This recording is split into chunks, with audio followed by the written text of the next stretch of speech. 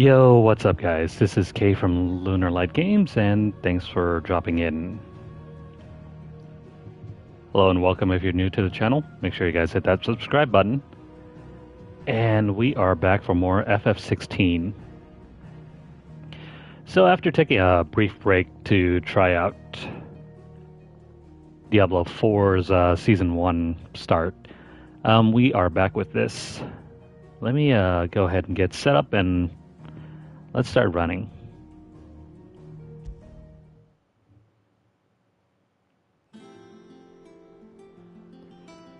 So let's see, last time we were here,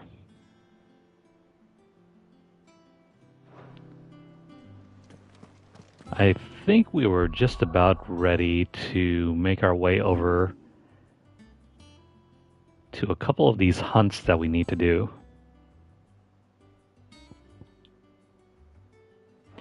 So yeah, hunts. Shoot. You know what, let's go ahead and do that. But before I forget, there are a bunch of these abilities that I want to upgrade and use. For example, Flames of Rebirth and I think Lightning Rod is, or not Lightning Rod, Judgment Bolt is one of the best abilities around, so we're going to upgrade this one. It's going to take a long while, though. In fact, if we're not using Lightning Rod, let's refund these.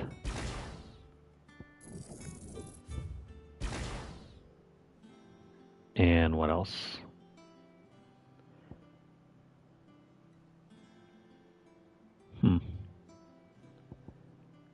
Hang on a moment.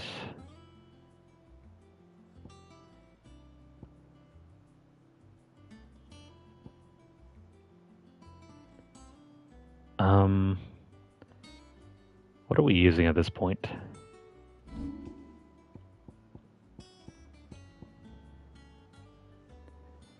Right, Raging Fists, if we're not using Upheaval, let's refund that, and then we can get closer to upgrading that.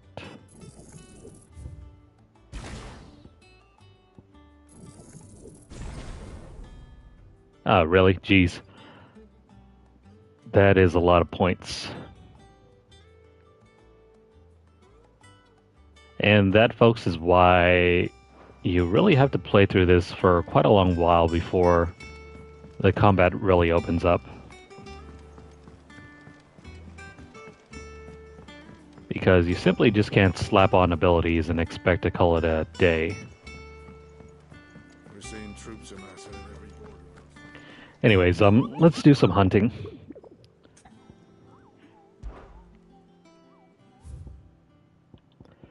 First two hunts are going to be in Dhalmekia. First one is at the Empty Hovel and the Cattery. We'll check these out later. The Empty Hovel and the Cattery.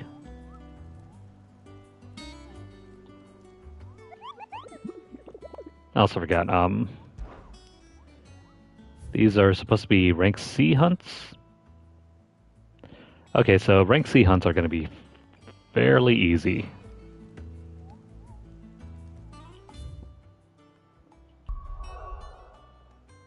Okay, so Dhalmekia, where are we?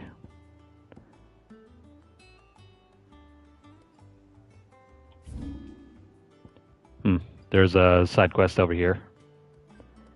We might as well do that. Where's the Cattery?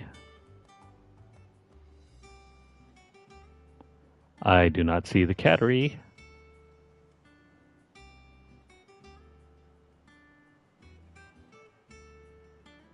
Weird.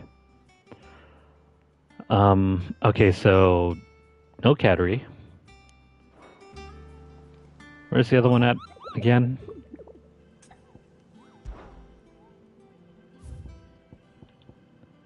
The Empty Hovel. You know what? We'll just use a guide for that instead of having to look around. Let's make our way over here.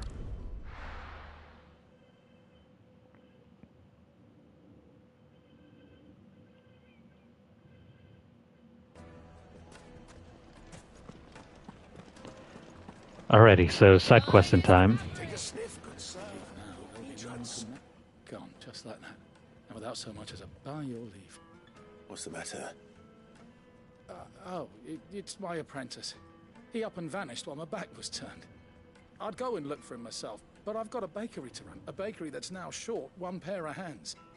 Loath though I am to rely on the kindness of strangers, I'm at a loss. Please, will you see if you can find him? Sure, that's what we're here for.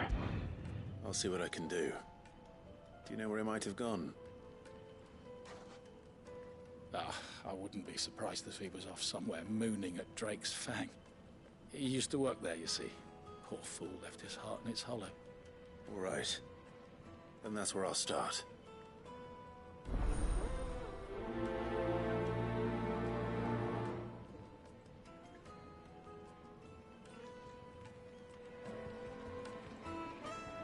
Okay, so Drake's Fang.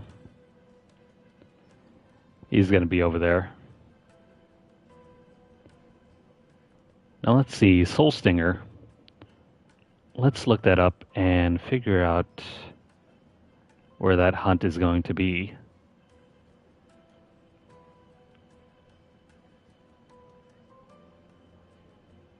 I have no idea where this empty hovel is supposed to be. The Bandit's Bed, the Hand of Titan, Seratina, the Watcher. I don't see it. So, Soul Stinger.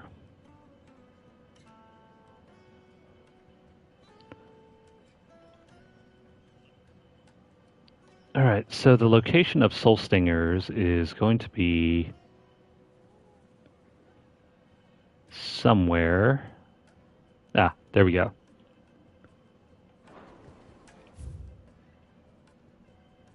Are we even nearby to this?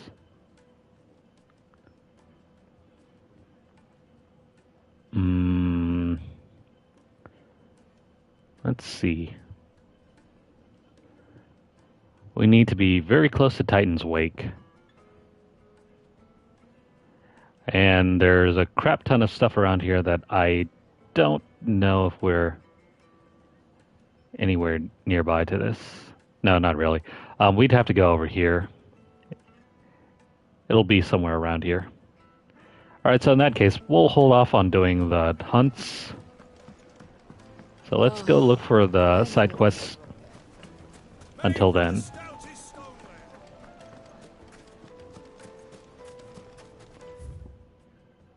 We gotta head all the way around. It looks close, but it's nowhere near that close.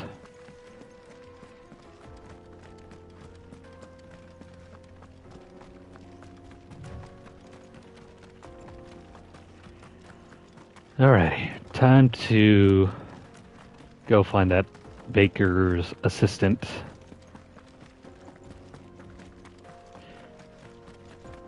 Essentially, a sous chef. What could he be doing down at the hot springs? Other than, you know, using the hot springs.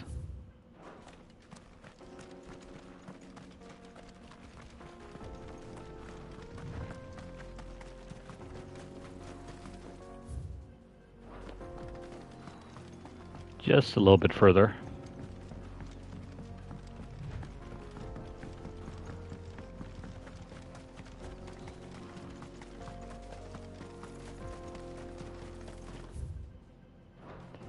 I forgot we skipped over this area.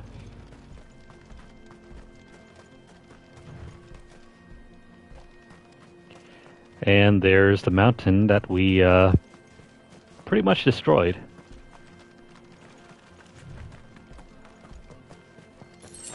Wonder if there's any goodies around this area.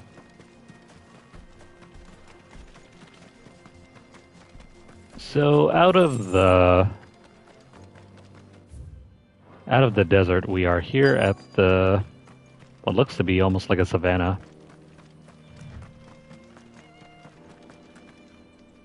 Is this him?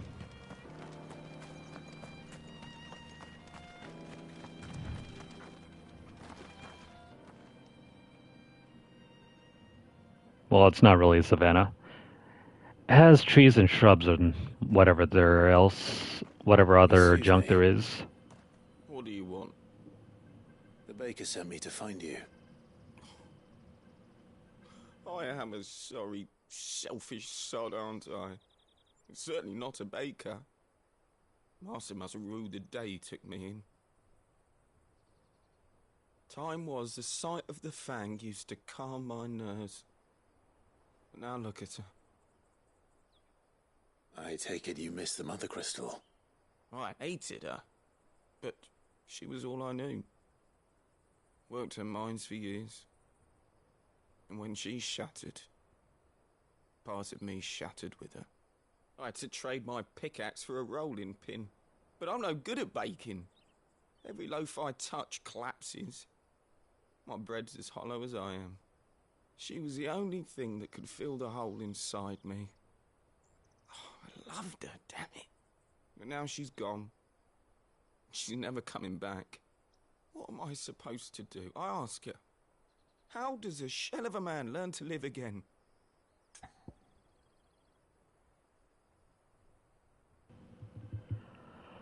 How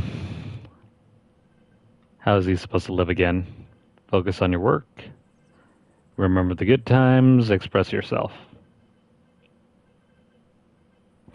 You know, be a slave. Focus on your work. Or you can wax poetic. Or, you know, do this. Perhaps you could express yourself in your work. If you missed the fang, maybe you could recapture it somehow. Recapture it? I'm a baker, not a... You know, you might just be right. What a fool I've been! I have to get back to the bakery right away. Thank you. Thank you, my friend. You've opened my eyes. Wait.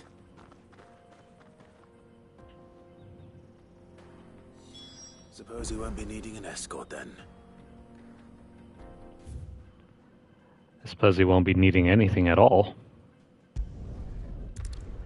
Let's head back to the obelisk.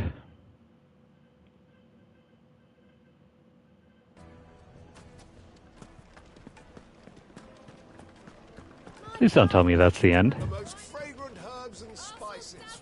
Ah, there you are. The man who lit a fire under my wayward apprentice. Though I worry you might have stoked the flames a little too high. He damn near ran me down trying to get to my oven. Master, it's ready. Behold the Drake's Balm. A truly unique creation. I dare say it is. Just look at it. A perfect likeness of the Fang herself. Her steeple peaks, her fulsome spurs, her inviting hollow.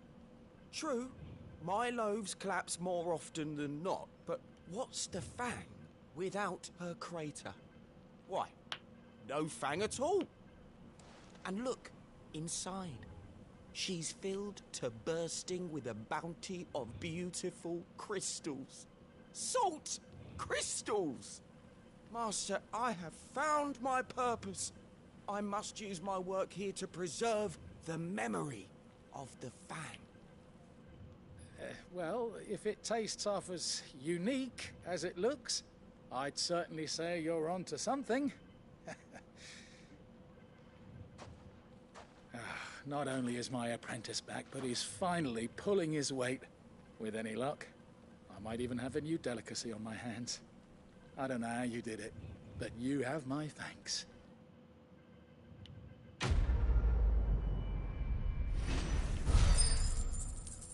Really? That was it? We just had to fetch the assistant. What kind of quest design is that? Dusan, I know you're keen, but do you have to use the good salt? Leave some for the rest of us. Sorry, Master. I'll go and get some more later. Salty bread aside, who really eats that kind of stuff? Anyways, I am just rubbing my forehead because that was arguably, I don't know. Quest design in this game is something else.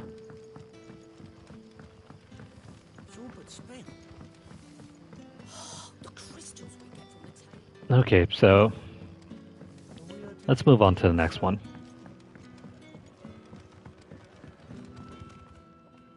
Ah, Clive. Your timing is exquisite, as always. I have a concern which you may be able to assist me with. Go on. There are whisperings afoot of shadowy figures having been sighted outside the village. Rustlings in the undergrowth, suspicious noises. My people fear that they are being watched. It may be no more than a surfeit of nerves, understandable in the current climate, or it may be the prelude to something altogether more dangerous. Given what I hope you'll forgive me calling your nose for trouble, I wondered if you might investigate. Why not? Of course. Excellent. You might begin by speaking with the good citizens of Lostwing. Listen to their tales, and make what you will of them. All right. I will. I hope this is more than just fact-finding. Right. 3 likely Let's see what the people of the to village have investigate. say. I'd better find out if this is just nerves, or something we need to take more seriously.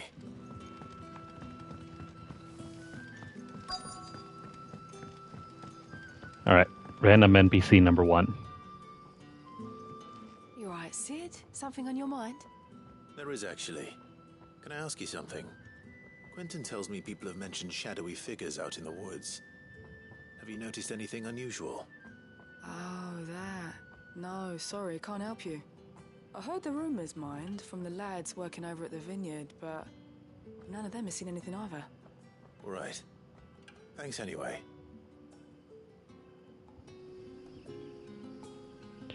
You're no help.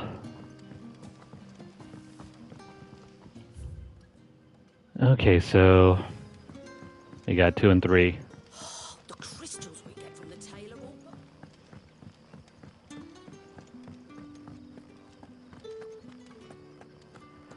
So I've heard that the environments for this game, they steadily get worse and worse as the game progresses. Do you have a moment? There's talk of suspicious figures in the woods. Have you seen anything out of the ordinary? No, but I've heard something. Sound of scraping metal, like someone sharpening a sword. Where was this? In Lorbert's Pass. Was out foraging for herbs when I heard it, screeching out from between the trees. Ran back here as quick as my legs would carry me, and I ain't been back since. I see.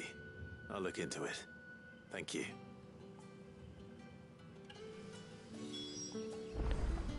Okay, so that was the one we needed to speak to.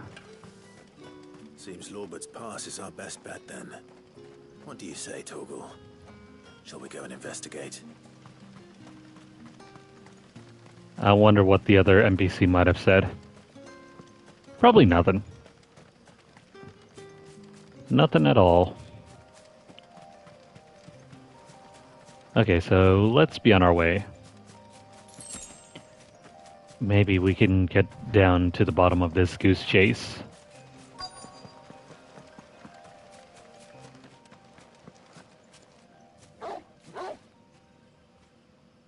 You there. Fuck! He's seen us. Get them before they escape. Black shields. Here. What the doing here? What is it to you? You guys came here, and you shouldn't have. To us is that you don't leave here alive.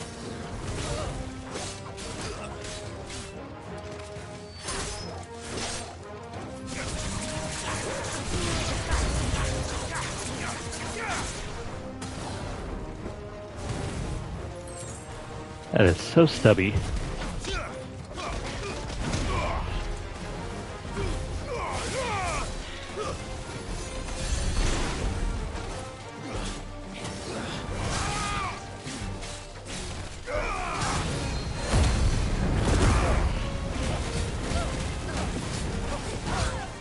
I can't even tell what's going on.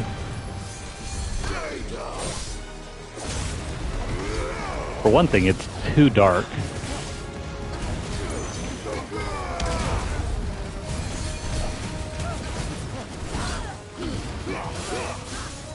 Number two, there are so many effects on screen, it's hard to keep track of. Oh, wait, hold on.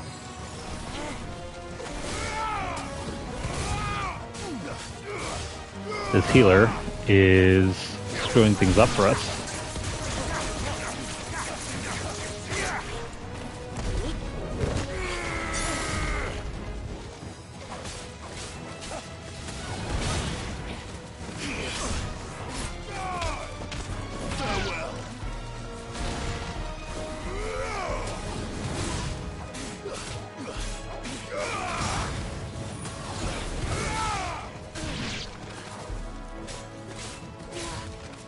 And you are done for.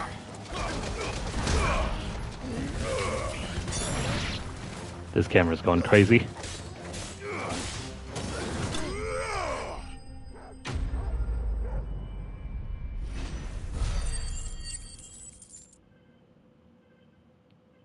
Now, is that it?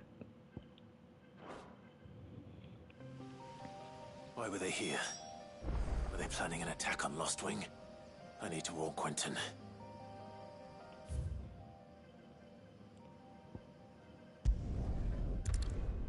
Thank heavens for the fast travel.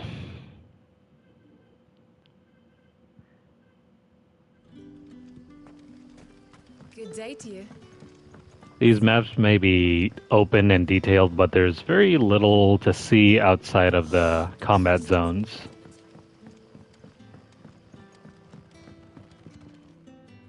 Clive, how goes the hunt for our sinister figures? I found some black shields hiding near Lorbert's Pass. They're gone now. Black Shields. The Empress's former bloodhounds. Though they serve another master now. One who means to root out and destroy both me and those I care for. And it would appear the pack has finally caught the scent of its prey. Damn it all. I had hoped I would have more time than this. More time to prepare. But if we are cornered, we have no choice but to bite back. And bite back we shall. I'm sorry. You're going to need to explain. Who did the Black Shield serve now? And why would that person want you dead? Because I want him dead. Who? The former Lord Chief Justice of Sanbreque. All that I have built here is for him. I don't understand. Why him? Why Lostwing? I suppose it is better that you know the truth. I was a member of the judiciary once. So sickened was I by the injustice of this world, I swore to fight it. And fight it I did in my own small way. I saw more than a few corrupt officials condemned to the very cells into which they had thrown blameless innocents. Men to whom the law was but a scourge to turn against the powerless. And throughout, it was the Lord Chief Justice who backed me, who was my one true ally in the quest to see justice done. So what changed? I discovered that he hunted bearers for sport. I was a fool to think he shared my hatred of venality and vice. His support for me was no more than a facade, a means of ridding himself of his rivals, a mask to hide the rot beneath. I filed suit against him immediately. His response, however, was rather more visceral.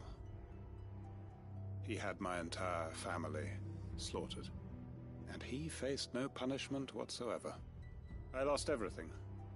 My loved ones, my livelihood, my position, the faith I had once held that any modicum of justice might be achieved through the courts. So I set about enacting my own.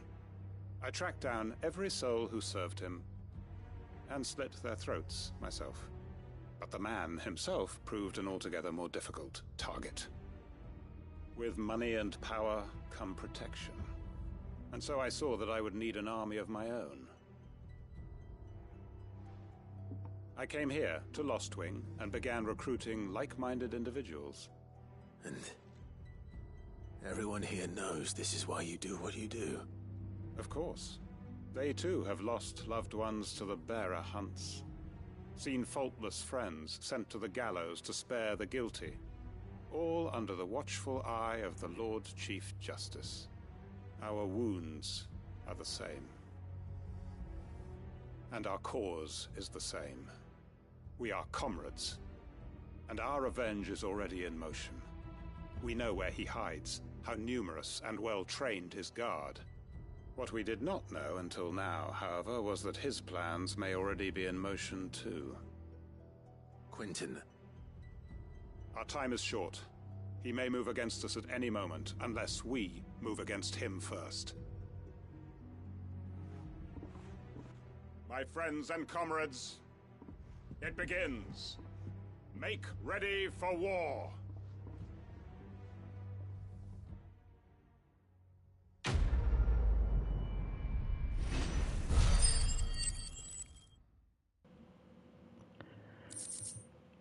That guy's an even bigger badass than I thought.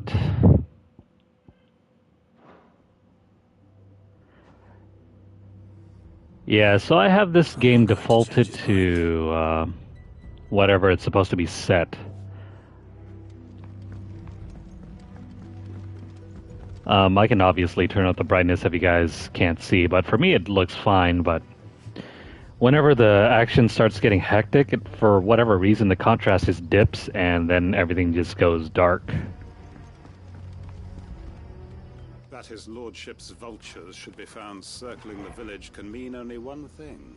That he means to strike at us before we can strike at him. There is no time to lose. The final stage of our plan must be put into motion. Anyways, well, I guess we're fine with this.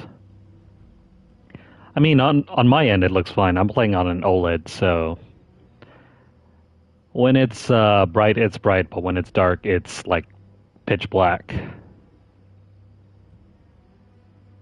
I can imagine how it must feel watching this on a regular screen.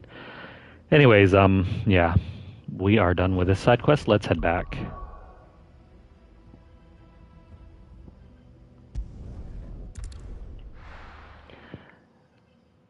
It's nice to see that they brought the same judiciary concept from FF12.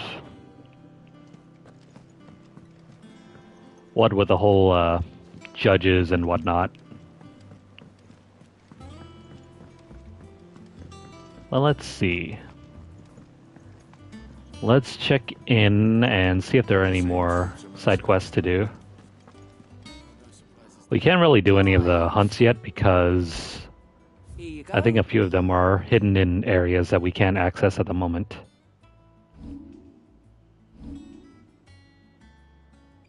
Okay, cool.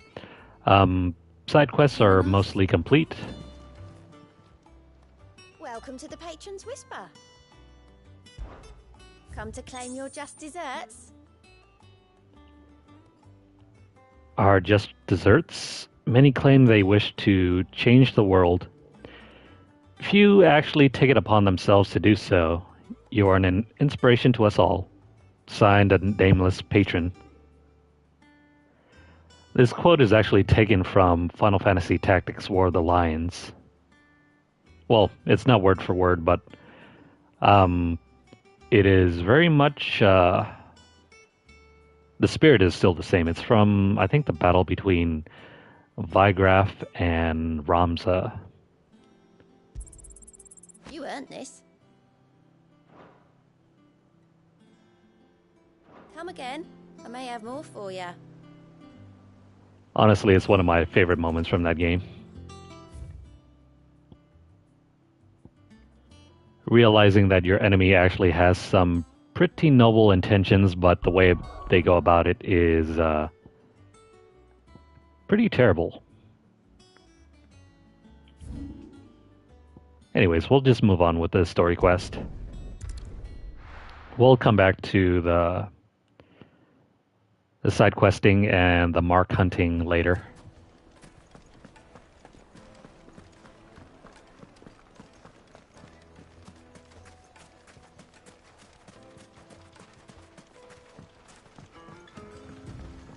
Looks like I found the river. Now where's Gav?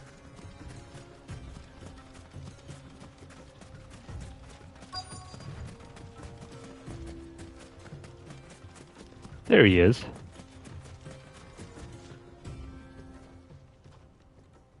Sorry to keep you, Gav. Better late than never.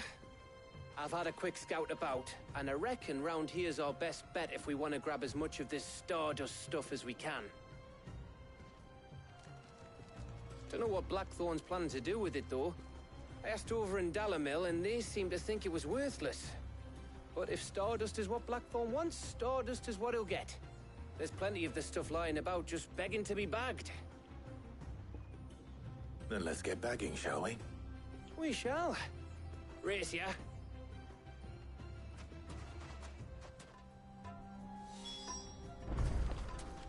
Please be more than just interact with a few locations.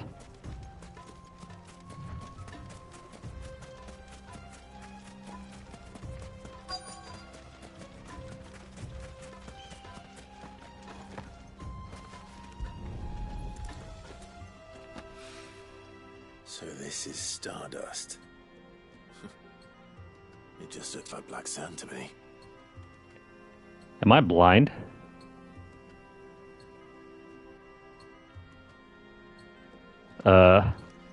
Where's the black sand? There looks like maybe some black rocks, but I'm pretty sure the sand is not black.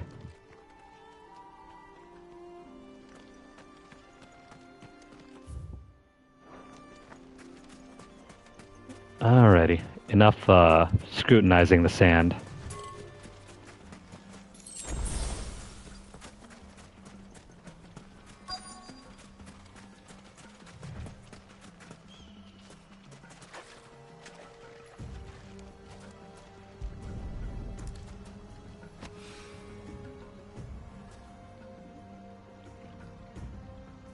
So here we are, just interacting with sand. It's riveting stuff.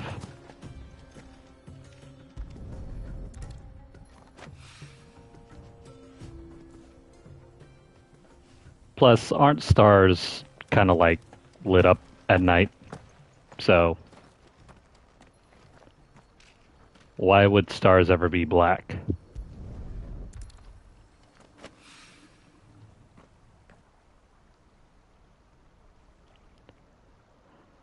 Yeah, definitely. Some sort of magical black star sand.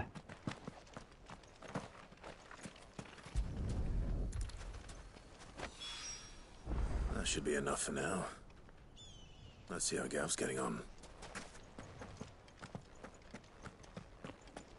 It's about as difficult as collecting stars in... Actually, no, I take that back. Collecting stars in Super Mario is much harder.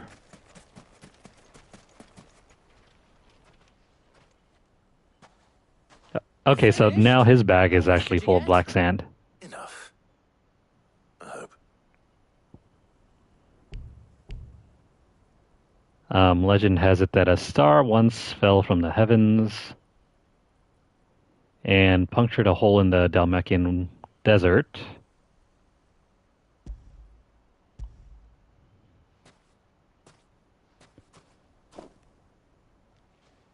Okay, so if you noticed his sack right there, You win. That might it was be actually early full of enough black for sand. old Blackthorn. Hey, before we go, do you mind if we have a chat?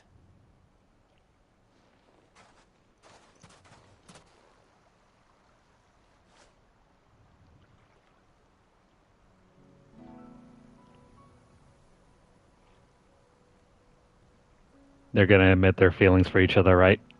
Feels like ages since we had the chance to talk. You know, man to man like.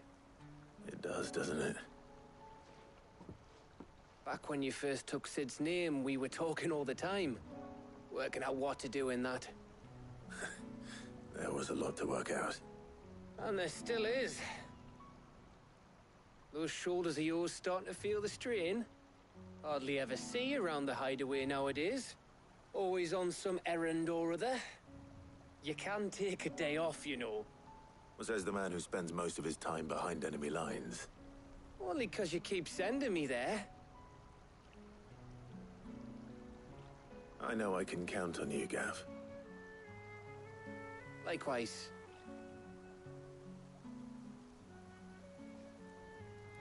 So you keep sending me wherever you need to, and I'll keep going. Safe in the knowledge that I have a home to come back to. Thanks to you.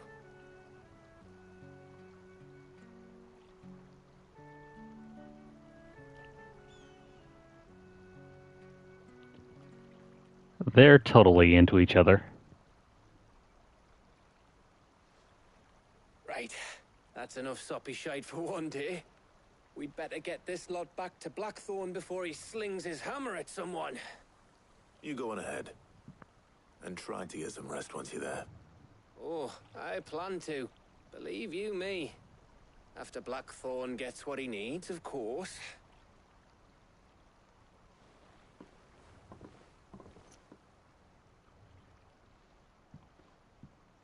Right. Ready to go home, boy?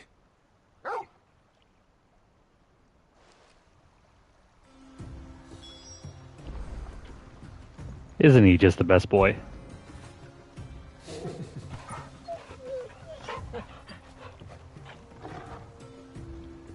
Anyways, enough of this errand. This is about as bad as, it's about as bad as the regular side quests. Let's hope this is all Blackthorn needs.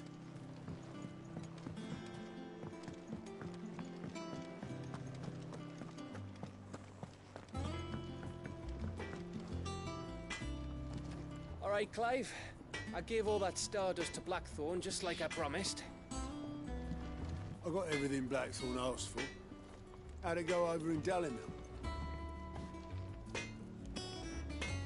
I wonder if anything would have changed if we had taken Otto instead of Gav.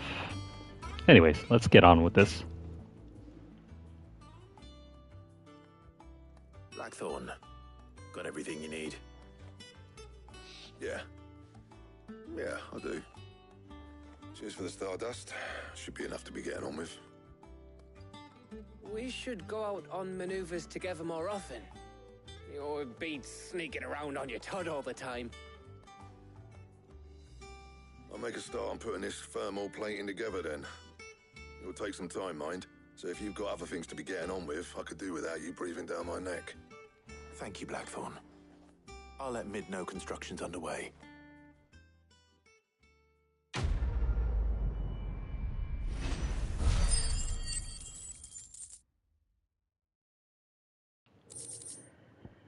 That was a fine quest. Didn't really get anything though. Suppose we'd better be getting back to work too. Give us a shout if you need anything.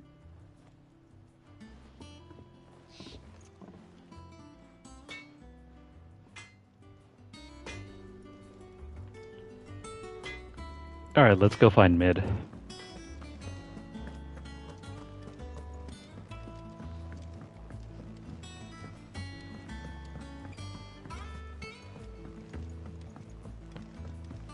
This place feels incredibly peaceful.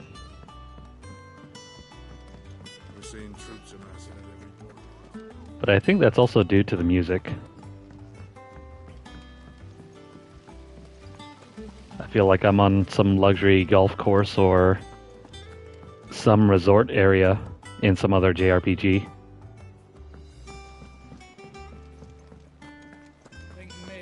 Kind of like the tourist towns in FF15. If I don't come up with something soon.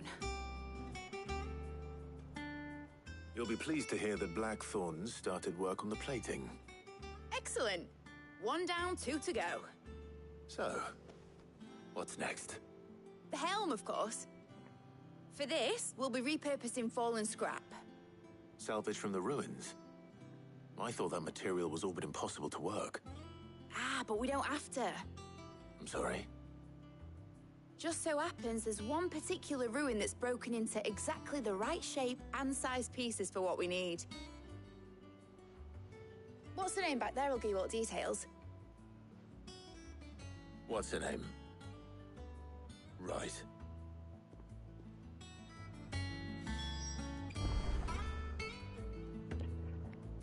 Yeah, it sounds very familiar. And now we get to be introduced to Helena. Oh, Sid, is this about the helm? Yes. Mid said I should speak with you. I'll show you the plans then. Here you see the mithril engine, in which mithril is burned to generate heat. That heat is then harnessed to produce motive force. Excess heat is dealt with by means of the thermal displacement stack, which disperses it into the surrounding air. Now, were we to rely on thermal plating alone to achieve this effect, the rate of excess heat buildup would far exceed the displacement coefficient of the plating. In other words, the reactor would overheat and eventually explode. This is where the helm comes in. It connects to the plating, you see, and serves as a sort of thermal sink to absorb all that excess energy. Our experiments have shown that fallen ceramics are remarkably thermophilic. They can withstand and absorb levels of heat far above anything we are able to make today. And not only that, they're also waterproof and immune to rust, making them the perfect material for our protective hood. Why? If sea or rainwater were to enter the reactor proper, it would vaporize instantly. The forces produced would tear the ship from stern to... You can stop there. I understand. Mid said we might be able to use parts of a fallen ruin. Where would I find it? Ah, yes. It's in Lorbert's Pass, near Lostwing. The thing is, well, I probably should have arranged to have the pieces we need brought here sooner. You see, a certain unwanted visitor has taken up residence there. It's no longer a matter of just walking in and taking them. It's, going to be considerably more dangerous than that. I see. Then I suppose I'd better deal with this unwanted visitor for you. Would that help? Oh, very much. Thank you, Sid. I'll gather my team and head there right away. We'll meet you outside the ruins.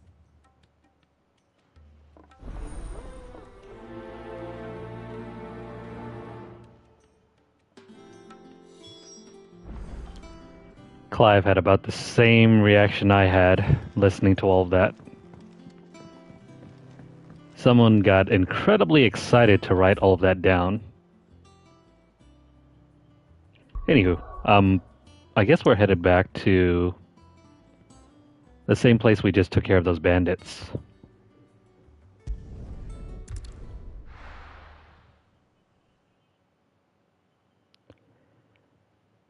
I don't see any side questing yet, so I think we are good for now.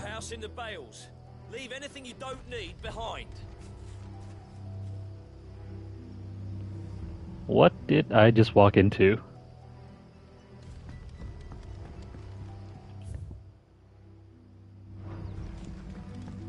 Seems like they're getting ready for war. You know what you have to do.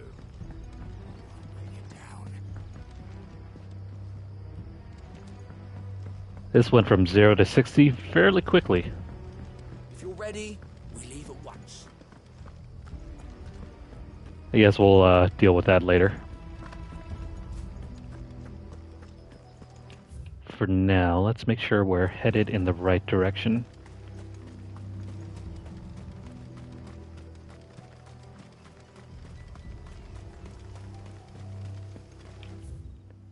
Yeah, this is the right direction. Probably could have taken the shortcut and entered from the opposite direction. But we never really do things easy here. Our motto is usually taking the more difficult path.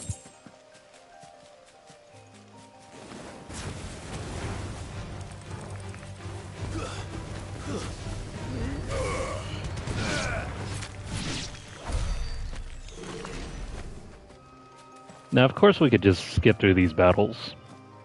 They're very minor. But we need a lot of points if we want to rearrange and customize our stack of iconic abilities.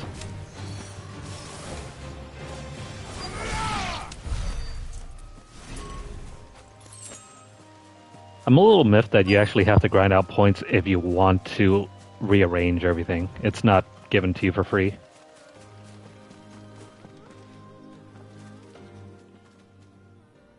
Oh, there you are, Sid. Thanks so much for coming. The, ruins are just over there, as is the creature I told you about, I'd imagine. Would you mind? Of course. I'll be right back. What is it, a rabbit? The pieces we need are in the ruins, just over there, as is a terrifying monster. It's probably a little bunny.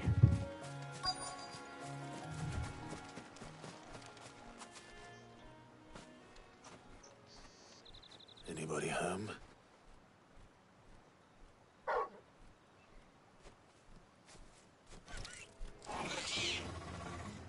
This must be our unwanted visitor. Time to go. It's fairly ugly.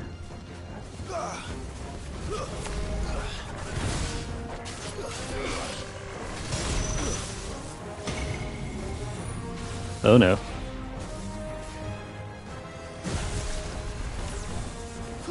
So this fight is going to be very similar to the Ahriman.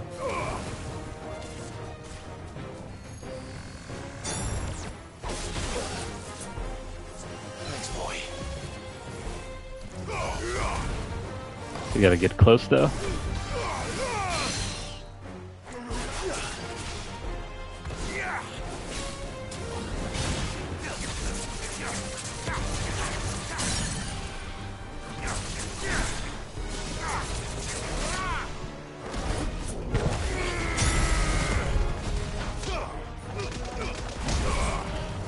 Thankfully it goes down like a punk.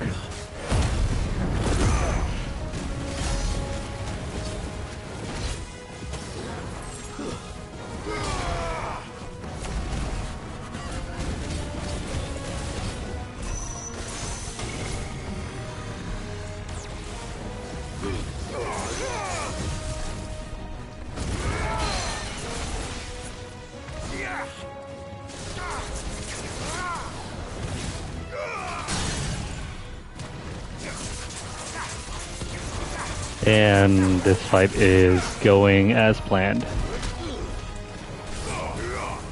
You're finished.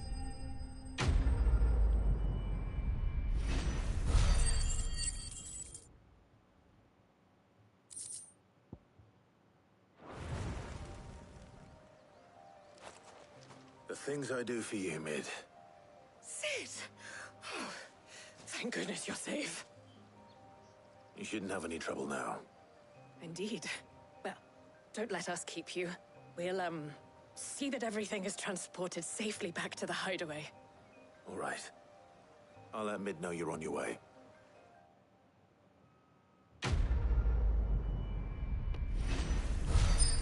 I mean, we did do a lot for Cindy in the last game. It's only appropriate that we continue to do the same in this game.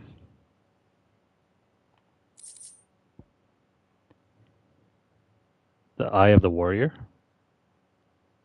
Oh, it increases our strength buff.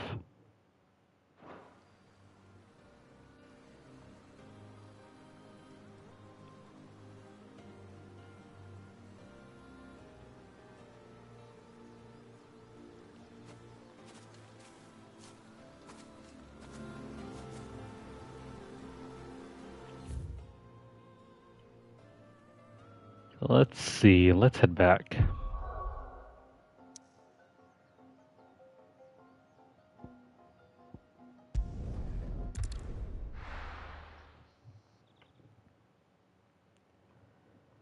I swear this section of the game can be just cut for pacing.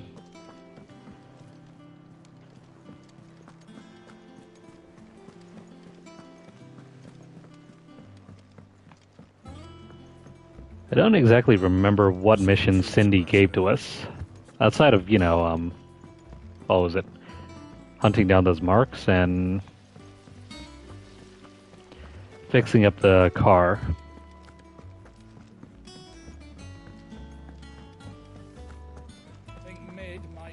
She was deliberate eye candy, though. If I don't come up with something soon. Mid. Helena has recovered the material for the helm. She'll be along shortly. Excellent. Another job well done. And just one remaining. Right. Right, the shielding. This one's a bit of a bugger. How so? The plating's enough to stop the engines going pop, but those things will still be spitting out enough fire to set the rest of the ship ablaze. Which is why you need proper shielding. A prism for the dragon's breath that's blazing away inside. I thought a triple thick layer of tempered steel might do it. Or more of the stuff that the Fallen use, but they'd both be too heavy. The helm and the plating are bulky enough as it is. Add any more weight and the whole ship would be at the bottom of the briny before we'd even started. I need something light. But I've racked my brains and I just can't think what would do it. Well, if I were in need of obscure knowledge, I know whose counsel I would seek. Hippocrates. Tomes? Yeah, well, I'd thought of that, obviously. I've got all the details written down here. Can you take this to him, see what he makes of it? Right away.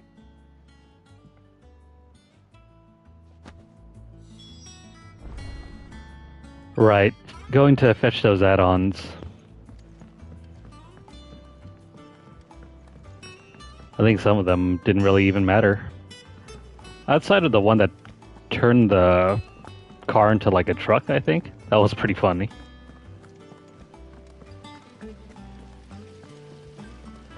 Okay, so someone around at Square Enix really liked writing about airships. Because that's exactly what we're living out, an airship fantasy.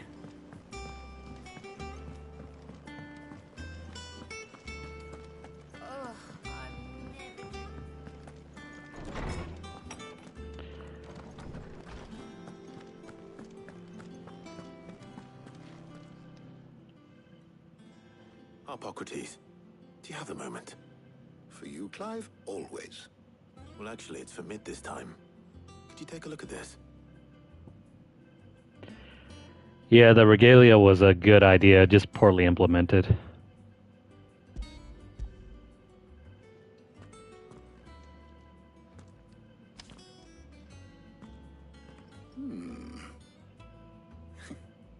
Shielding for a mithril engine.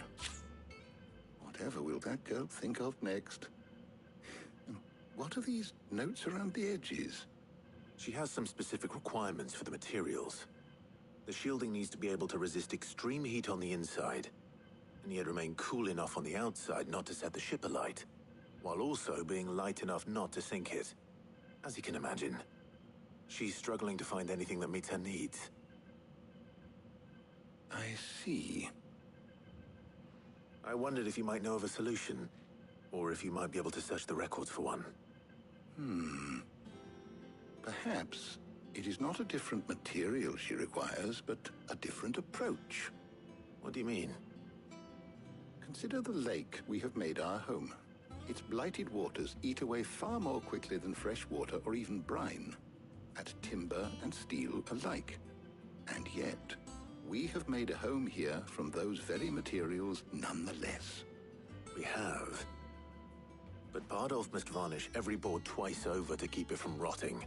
And Obelus complains that without a constant supply of pitch. I see.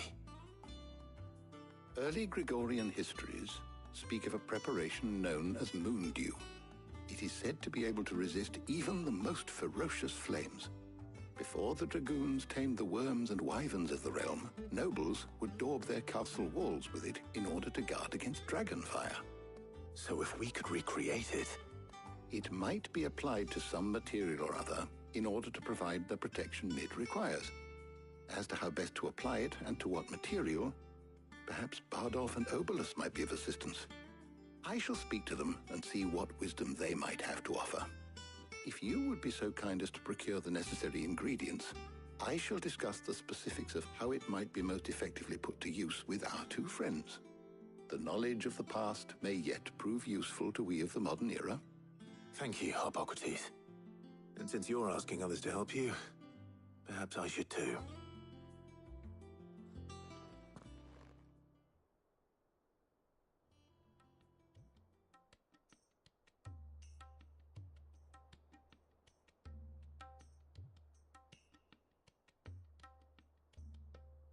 So you need a hand, do you?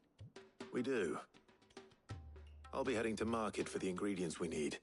I could do with some help. And some company too. The other can assist me in researching how best to prepare the shielding itself. Can we count on your aid? Always.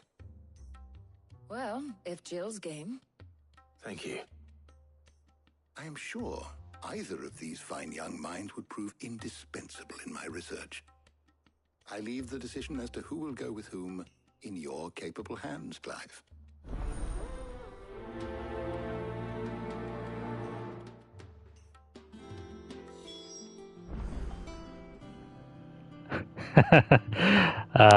Fine young minds. That's it, right? Nothing to do with their personality or anything. I think my main issue with the regalia was just the fact that it was just automated background set dressing. Shielding that guards against even the most ferocious flames. We could have done with some of that on Drustinus. I doubt I would have survived that place with or without it. A trip to Northreach, though, I think either of us could handle. Like, for example, you couldn't really control the regalia, and the only real use for it was to take you everywhere. But you had the option to just walk everywhere. And so that's what I ended up doing. I just walked everywhere instead of taking the car. Okay, so which one are we going to take? Should we take Tarja or Jill? Also, we need to gather the materials, so... Wait. Hang on. So, Clive, have you made your decision? Who will accompany you on your little excursion? Why not both? Eeny, meeny, miny, mo. Raise your hand if you want Jill. I'll leave it up to the audience. Raise your hand if you want Jill. Raise your hand if you want Tarja. If it were up to me, I'd take both of them, but the old man wants company.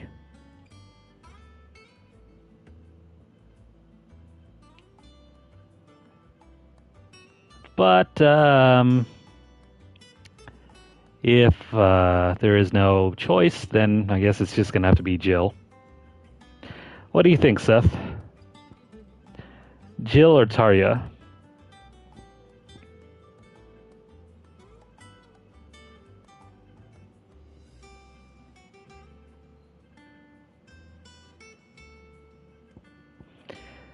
Me, in my mind, I would take Jill because that would be Clive's natural choice. Yeah, so we'll take Jill. Maybe on our second playthrough we'll do the opposite. Very well. So then, what do we need to find? I have taken the liberty of preparing a list. Here. White chocobo eggs. Pepio nuts. Are you sure this list is right? Everything on here seems very edible. I would have thought the ingredients would be a little more exotic. Though these items may seem mundane, they have potent effects that are rarely exploited, effects for which they were once highly prized. So much so, in fact, that they were harvested almost to extinction, hence moon dews having fallen from favor. Now, of course, they can be obtained with ease. You should be able to find everything you need at the market in Northreach. Is that so? I've been meaning to visit Northreach anyway. I'll set out now. Join me there when you're ready. I will. Until then. You two enjoy yourselves. You too, Tarja. She seems jealous.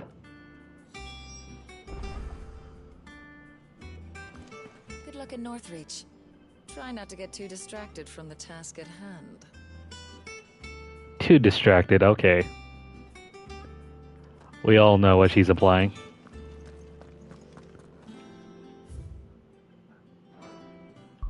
Alright, so, let's do that, shall we?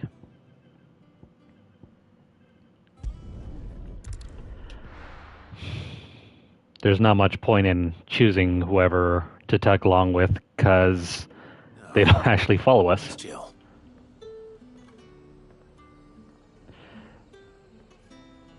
Yeah, so in FF15 I didn't really take the car. I either jumped on the chocobo or I just ran the entire time. That the Glassgate flood has finally spread. Keep them pilgers nice and chilled. I won't have you spoiling it. So that might make me a little biased against having the car around. Alright, so we're not really going on a real shopping mission. This is just a munchie run. How goes the hunt for ingredients? I've only just started. I'm sure everything we need is somewhere amongst all these stalls, though. Why don't we split up and see? We'll take a couple of ingredients each. All right. What am I looking for? How about you look for the pepio nuts and some garlic? I'll find the other things we need. We can meet by the gate when we're finished.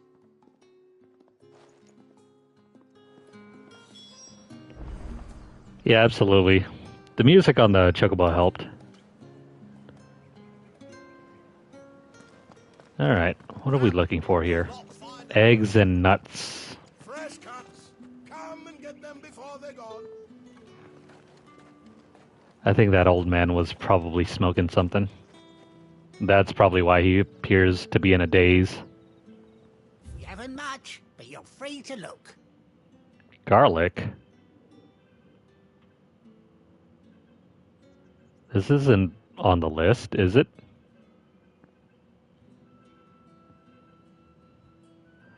The so-called Garlic Knight. I guess having the onions would be too much for us. It's probably too on the nose. Ah, yes. Never heard of the Garlic Knight, but the Onion Knight for sure. You're always welcome here in Lostwing. Nuts. Let's go grab a handful of nuts. How the hell is anyone supposed to afford... Oi, don't touch anything. Pepio nuts. I'm trying to remember, did we get these in FF9 or was it FF7? Nah, probably doesn't matter. And Good riddance. That's everything. Let's see how Jill's getting on. Yeah, so about the Kujata, or whatever that thing is, I think I only managed to fight it once and it killed me, and then I said, you know what, we are never touching this. So I played through most of the game and only came back to kill the serpent. That was the only one I really farmed. Did you find everything? I did. Here. Garlic and nuts. These are going to be some stinky nuts.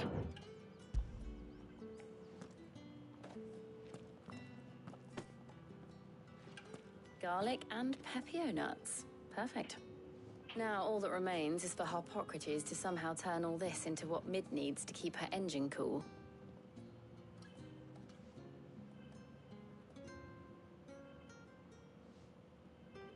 But before we head back, would you walk with me a while?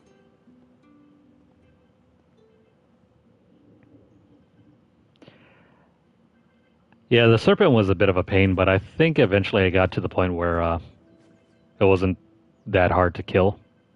Oh, hey, we're having a picnic. Thank you for asking me to help you today. It makes a nice change. It does. It's good to get away from all the battle and bloodshed for once. Just being here reminds me of when we were children. Do you remember? Walking down Market Street in Rosalith, taking in the sights and smells. How could I forget? What with Torgal's antics. Remember how his nose would prick up at the scent of sausages? He'd go racing away and we'd have to go running after him. We wouldn't catch you now, would we, boy? Was there anything you wanted to buy for yourself while we're here? There was, yes.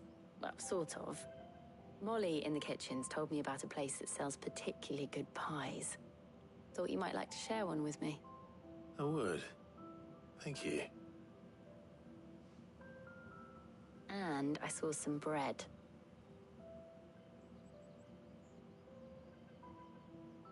Big white cobs like the baker back in Rosalith used to make. What do you think? I thought we might get some soup to dip it in. But then I tried a slice of the butcher's dry-cured ham and it was just... oh. You all right? Sorry. It's just... you're right. I really do feel like a child again being here with you.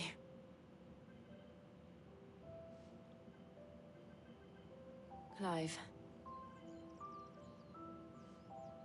Is it wrong of me to enjoy this? No, Jill. This is how life should be.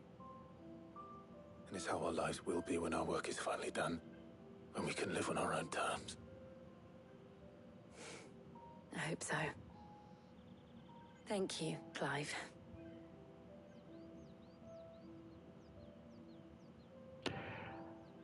Those fish in the background.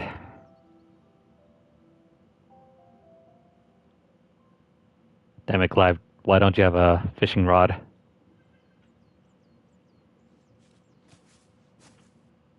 Well, I suppose we best be getting back. I need to give these ingredients to Harpocrates and Talia. I'll see you at the hideaway. Take care. I will. You too.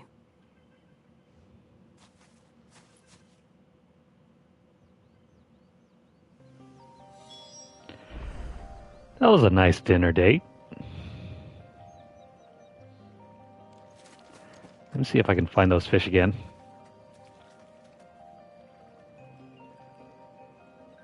There it is, right over there. It's right next to the scabbard right here.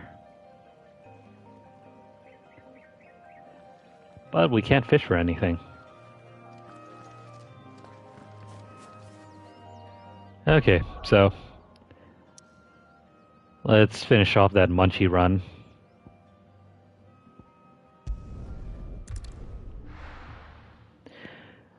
I like these small, quiet moments. They're just gone too soon. I wonder how Harpocrates is getting on with the moon dew.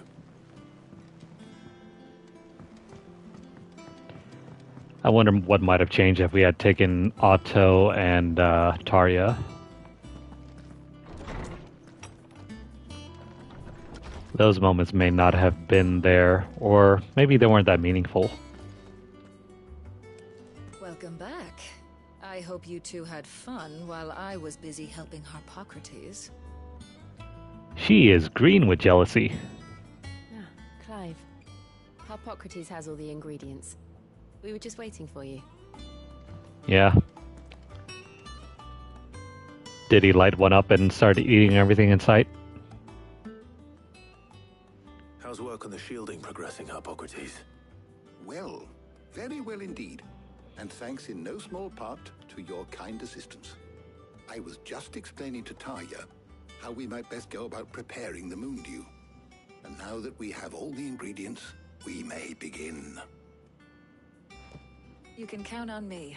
I've mixed more than a few mysterious concoctions in my time.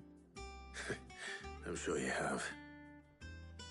What about the shielding itself? Work is underway, under the watchful eyes of Bardolph and Obolus. Apparently, it'll be ready soon. Thank you. All of you. Right then. Jill, would you join me in the infirmary? Many hands make light work and all that. Of course.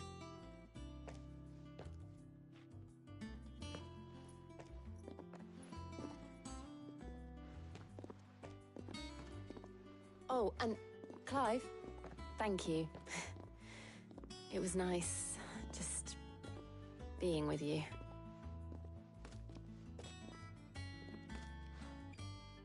It appears our work here is almost at an end. A shame. I was enjoying playing the man of action for once. When both the shielding and the moon dew are ready, it will merely be a matter of applying the one to the other. Followed by a rigorous process of testing and retesting, of course. Perhaps someone ought to warn young Mid of that. Leave it to me.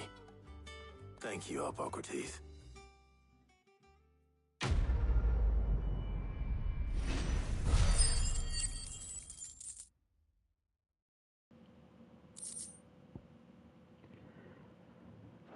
Okay, so... Well, I better go and give Mid the good news then. I wonder if there's any animations for this guy beyond just sitting here and making it look as if he was busy. How good it is to see you, Clive. I have compiled some new entries, if you would like to see them. So close. To study the tomes? Wait, so her name is not just Mid, it's Midadal? What a strange name. Well, I guess Midal is taken. Welcome, Clive. Midal. Oh, no, I shouldn't say that. Oh, her ship lies still in harbor, her soul sails on the main. The breath of ages at her back, adventure in her veins. I know that guy's supposed to be a stand-in for that one other bard from The Witcher, but it makes me miss him.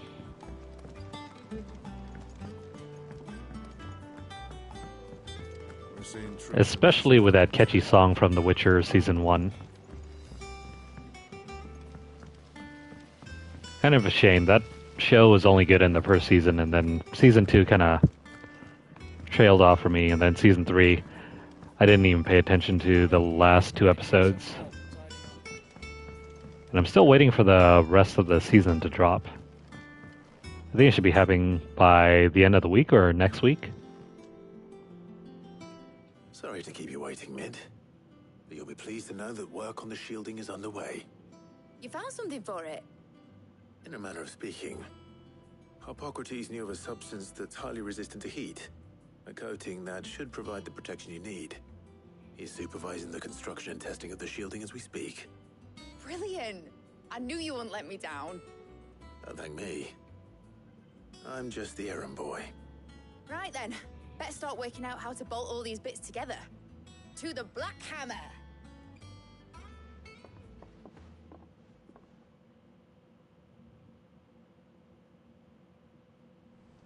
The Black Hammer. Oh, it's Blackthorn. When I got into the smithing game, I thought I'd be making swords and shields, not thermal bleeding didgeridoo-dahs. Displacement stacks. Same difference. Whatever you call it, I ain't putting it together in here. It's cramped enough as it is.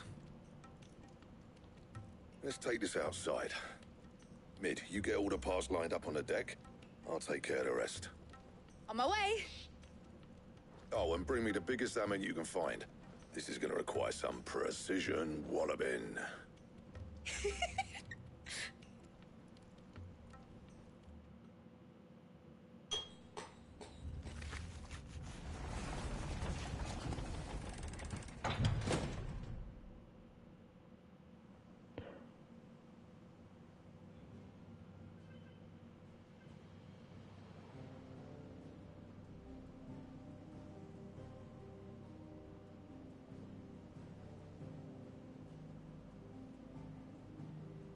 Is that it?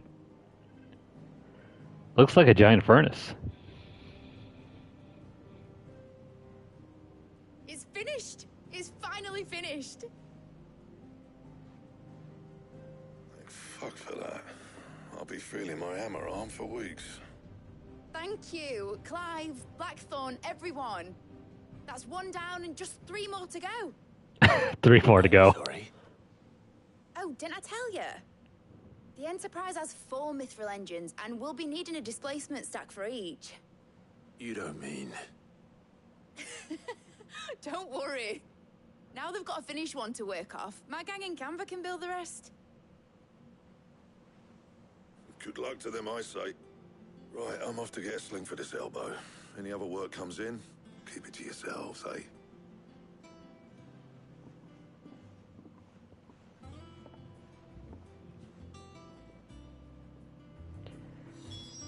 About to say 3 more. Screw that. And, I guess we can continue. What's the matter? Nothing. Just daydreaming. Thinking about the Enterprise sailing off over the horizon to shores unknown. Searching for a land untouched by the Blight. Just like me and my dad planned.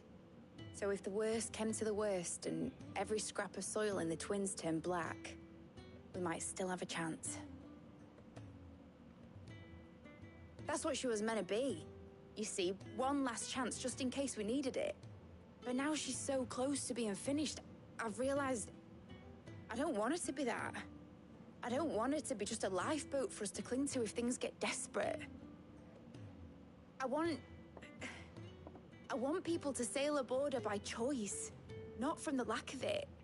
In a world where we're not just trying to survive, but where we can actually live. I'm working on that. And I'll do everything I can to get you what you want. Don't you always? All right. My mind's made up. As soon as the Enterprise is fit to sail, I'm putting her under your command. Sod our plans, I'm trusting in yours. Are you sure about this? Something tells me it's what my dad would have wanted. He'd be proud of you. You were gonna visit his grave, weren't you? I was. And you can come too now that your little project is finished. Right. There's just one thing I need to finish up first. Won't be a mo. All right. I'll let Otto know you're coming. Meet us in the mess when you're ready. Aye, aye, Captain.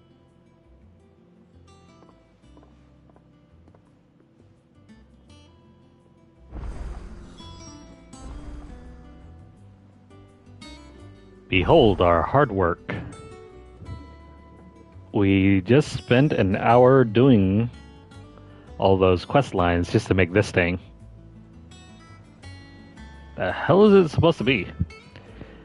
I know it's an engine, but they could have made a bigger model for this. Mid told me she was building a ship. Really? That's a ship.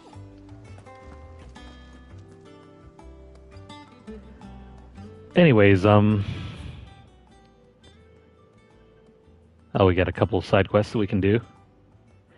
Weird science and the reading table.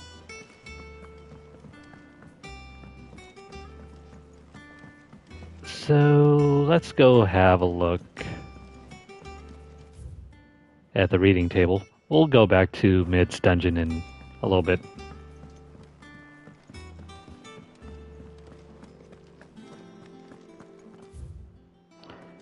This is the right direction, isn't it? Crystal too.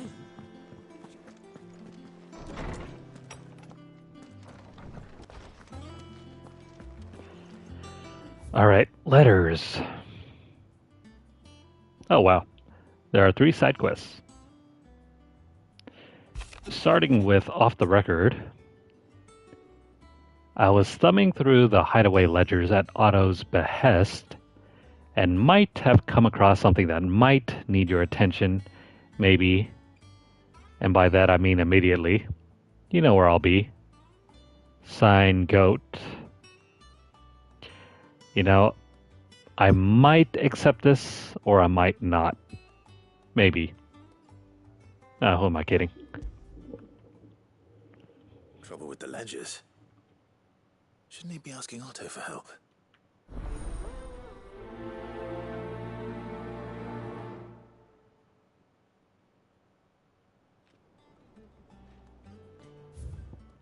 Okay, so next one. A bad feeling. Clive, something ain't right with that hound of yours. When it pleases your lordship, come pay me a visit at the toll. Signed, Karen. That dog just ain't right. What could be wrong with Torgal? He seemed well enough when I last saw him.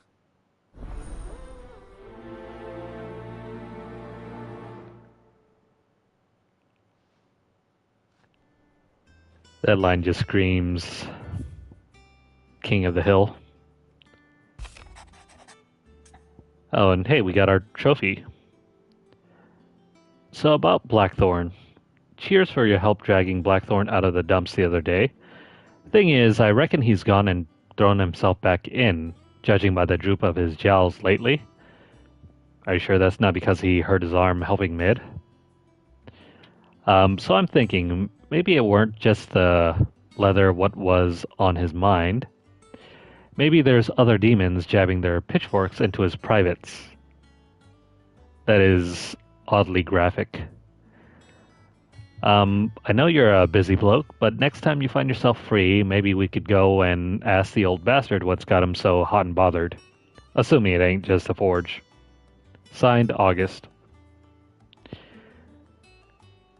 Why is there so much innuendo going on here?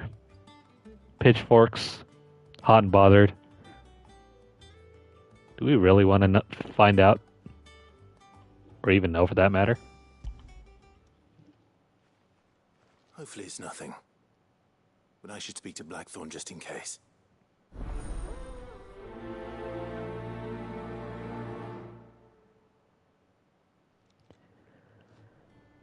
So I think if you follow this quest line, eventually you'll be able to unlock the best weapon in the game.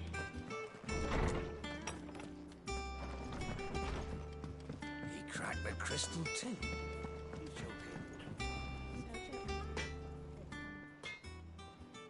Blackthorn, do you have a moment? Not really, no. This won't take long. I just wanted to ask how you're getting on. August was worried about you, and you might still be doubting your craft, even after learning the trick of that cuirass. Is there something else weighing on your mind? Perhaps sharing your thoughts might help. That bastard's like a dog with a bone. Still, he's got a keen eye, I'll give him that. He's just, well, Karen showed me something. Something I've never seen before. And that was? A sword. An odd-looking thing with a single-edged blade. The metal itself wasn't anything to write home about, but fuck me. The edge on it. You could slice a man clean in two with a weapon like that, and he'd be halfway home before he even realised he'd been cut. So that's what's troubling you? No. Not troubling me exactly. More distracting. Can't stop thinking, how do you get an edge that sharp? It's driving me mad. And if you knew how to do it, we could arm the curse breakers with even better blades. That's about the size of it, yeah. I'll see what I can find out. Sharper swords are always welcome. And we can't have our master blacksmith being distracted. You're a soft touch, you know that. But I can't say I'm not grateful for it. Good luck, eh? Thank you. Let's see what Karen knows about this sword.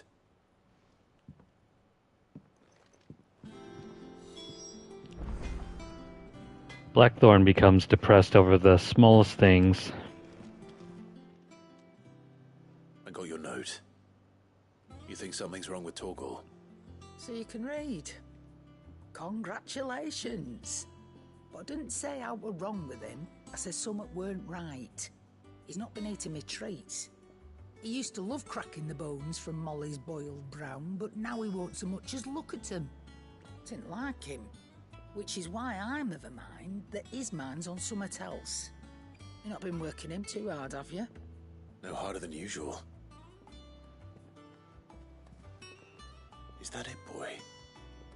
Do you need a rest? What was it you said he was? A frost wolf? That's what the lawsman seems to think. Then maybe this all has something to do with whatever it is that's woken inside him. I suppose things have been different since Rosalith. Perhaps Hippocrates knows something. Instead of everything, you mean? Perhaps. Aw, what's wrong, boy? You're looking well, Karen. What do you want? Out with it. I want to know about the sword you showed Blackthorn. Single-edged and extremely sharp. Running around after him again, are you? I suppose I am, yes. But I need to help him find out how to work an edge like that. It's driving him to distraction. Little wonder, I suppose. There's not many like that make it as far as the twins, and those that do go straight into private collections. Which made it nice and easy finding a buyer. Can you tell me who bought it? Where is it now? You think I tell people who my clients are? Suppose you're not likely to go nicking him off me, are you now? Fine. If you stop mooning at me like that. Lord Ignac's the man you want. Dalmekian bloke. Collects weapons and the like. And he's got more money than sense, which is why he's one of my favourite clients. Reckon he'll still be at the inn in Dalamil, where I left him. Thank you, Karen. Oh. And he's a touch eccentric. If you take my meaning. I appreciate the warning.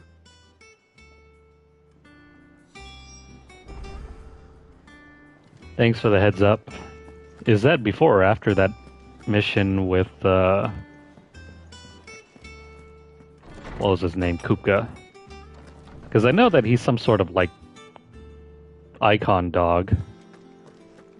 And he is supposed to be either the protector or partner of Shiva, which is Jill. Lawsman, I need to ask you about Torgal.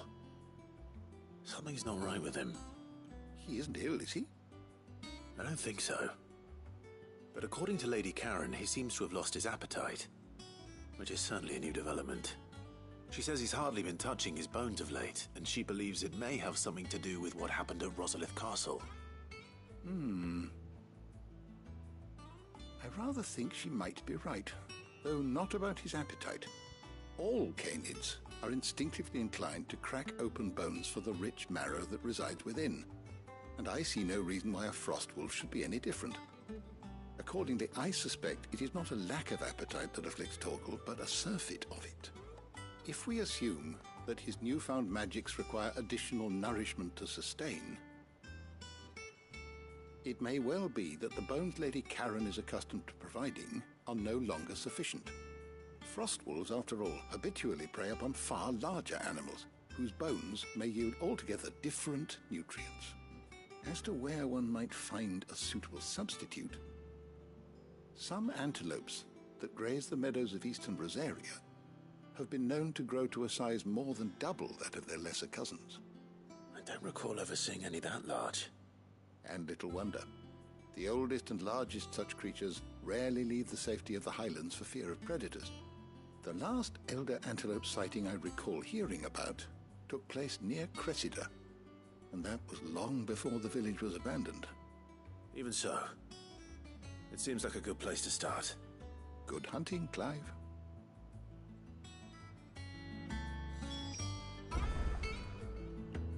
I thought the general sentiment was to never feed bones to your dogs. Maybe it doesn't count for a frost wolf.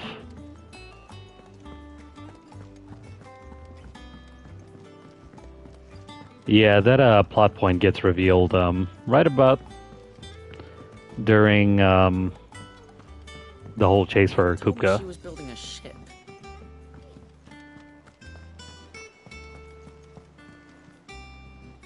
Clive, did you get my letter?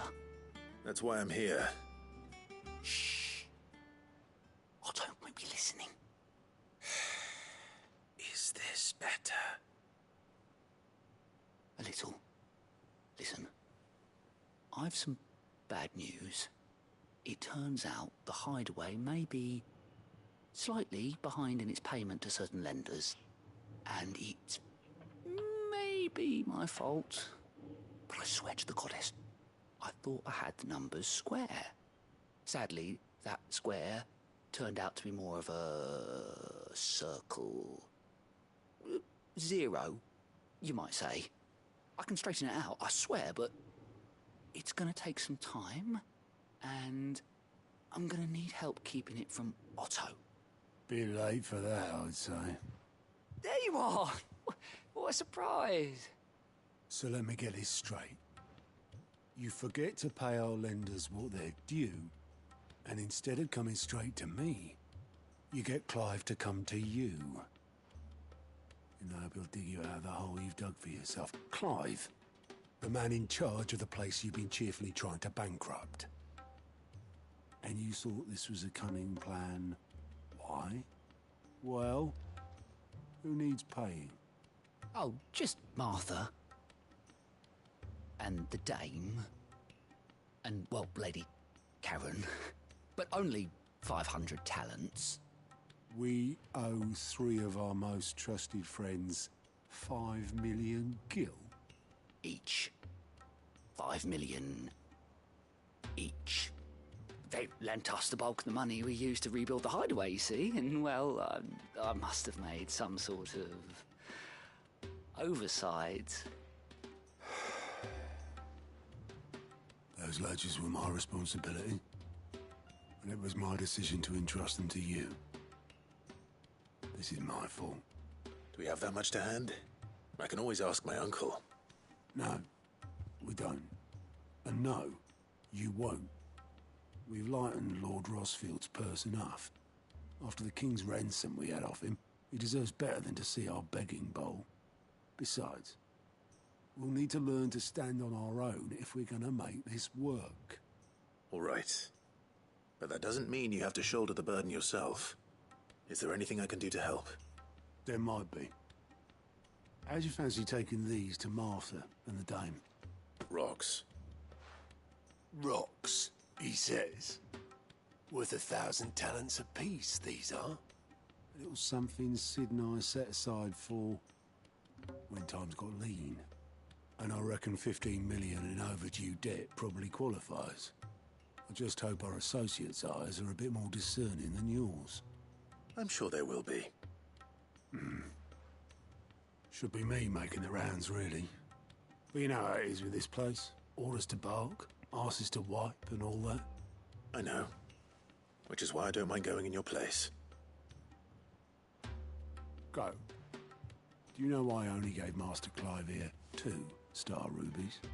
Because you'd rather Lady Karen killed me.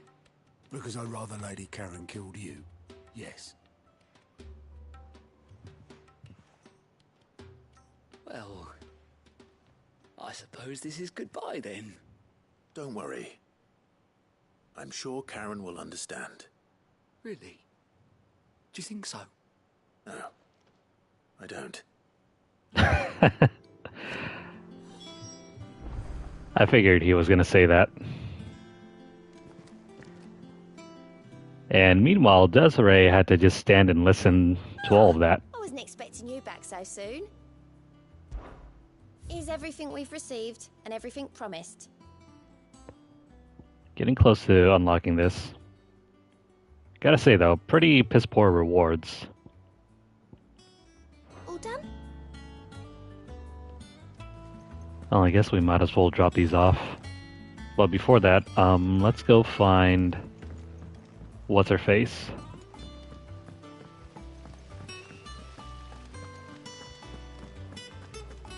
See, I want more of this in the game.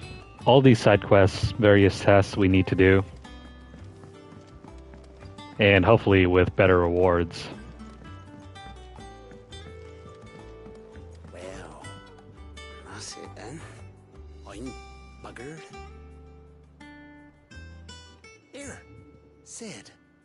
Reckon you might be just the man to help me out of a bit of bother, if you were mind to. Let's hear it. Well, it's about this alembic the chief's got me making. Lovely bit of kit it is. Bunging a solution you want splitting, and it will separate it out, just like that. Problem is, it won't always get rid of all the impurities. And with some of the stuff we need it for, that ain't good enough. Which is why I've been looking for something to filter the liquid we'll be cooking off. And that's where I was hoping you could help me out.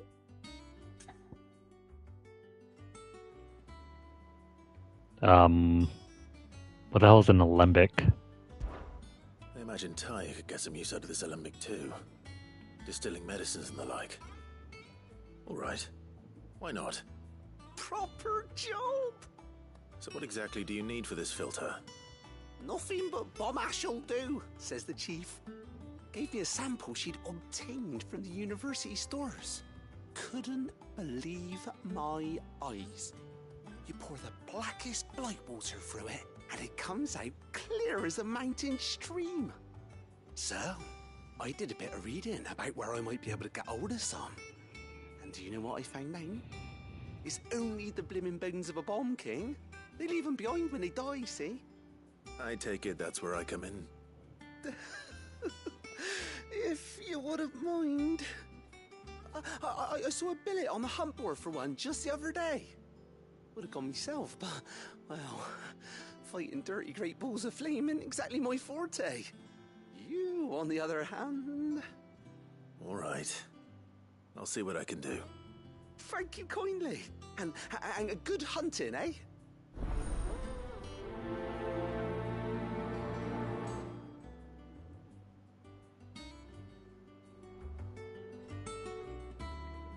So usually when side quests are marked by a plus sign, the rewards for those are more substantial than your ordinary side quests.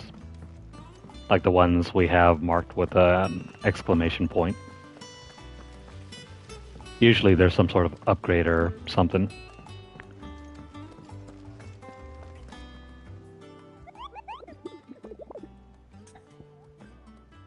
This cute little ball of fluff.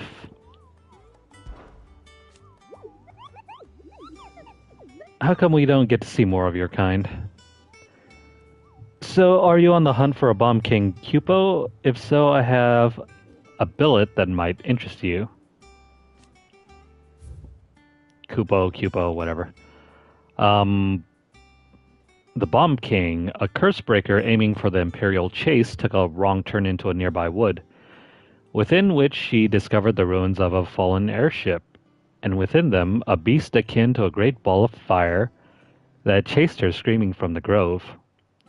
The soldier later identified the creature in an almanac of echoes, but was firm in her insistence that the bomb she saw was near 10 times the size of the one depicted therein. This is found in the Croc over in Sanbrec.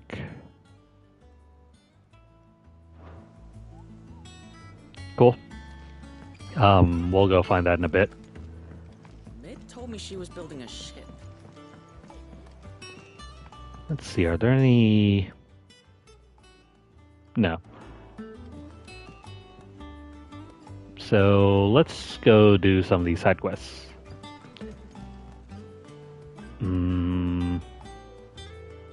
We can either go to Dalamil, Cressida, or we can... You know what? We'll do this. We'll head over to Martha.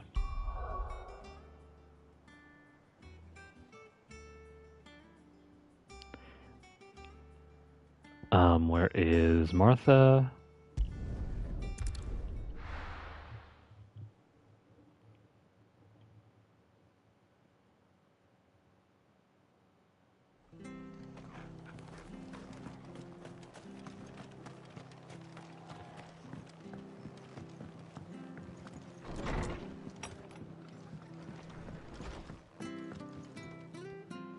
Clive, we weren't expecting you. I wasn't expecting to be here, but it seems we still owe you a considerable amount of coin for your help with our rebuilding efforts. And though I doubt it's what you were expecting, we were hoping you'd take this as payment. A star ruby.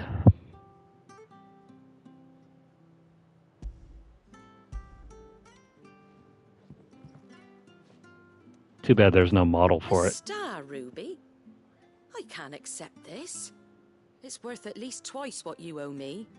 More if you can find yourself the right buyer. Think of the difference as interest. Interest? If word got out I charged that much, no one would ever borrow from me again. Anyway, why are you the one here asking me about this? I'd have expected Otto. Bit much sending the Lord Marquis out to settle your debts, isn't it? The old goat working himself to death again? Something like that. Most days I think he's the only reason the hideaway's still standing. Same as always, eh? Back when the place was nothing but a twinkle in the eye of a recently retired Lord Commander, word is he was the first one Sid reached out to. Probably knew that without his strong arm and level head, the idea would never get off the ground. Sid may have been the face of the hideaway, but Otto's always been the backbone. And when Sid passed away, we were all worried that would be the end of it. That Otto would just give up. His death was hard on everyone. But it must have hit Otto hardest of all. But he didn't give up, did he? Quite the opposite, in fact. If I recall, he was the one who nominated you as Sid's replacement. And rallied the rest around you. I reckon what he saw in Sid, he saw in you too. And don't we all? Doesn't hurt that you're half as stubborn and twice as handsome, neither. That, and you keep good company. I suppose I do.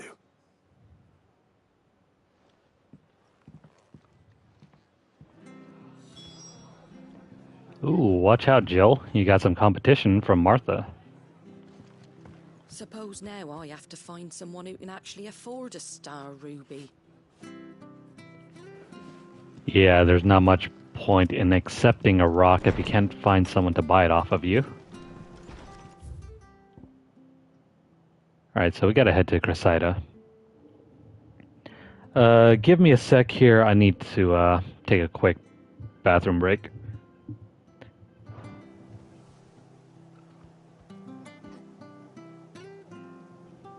Alright, so I'll be back in a bit.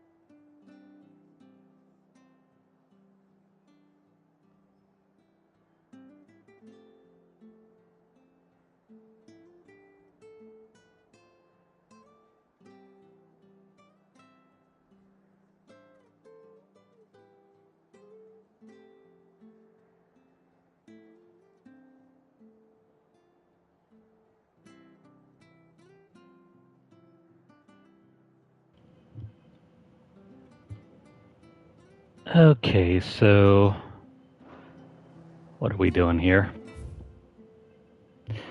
Thanks for being patient with me. Let's see.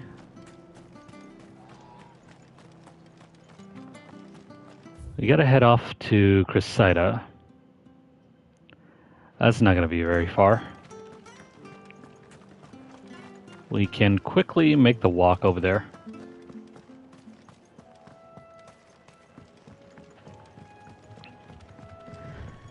This is fun, isn't it? Just us questing, learning more about the world.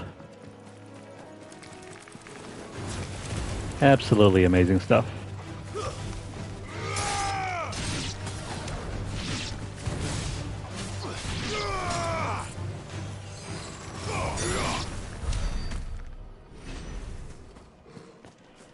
Okay, so where is the right path?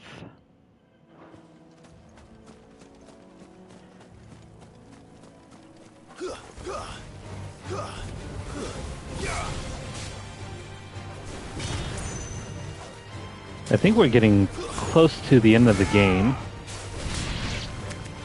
It's over.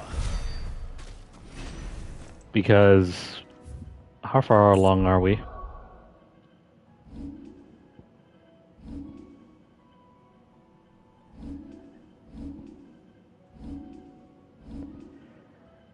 Let's see. We're at level 36. The level cap is already at 50. So it's actually not that much longer.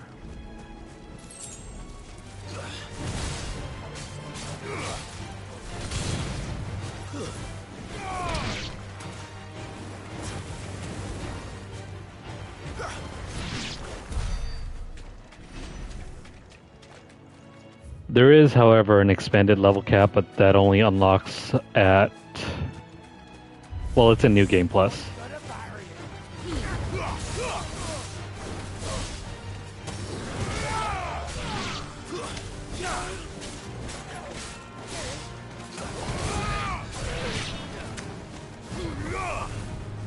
Why did I miss that?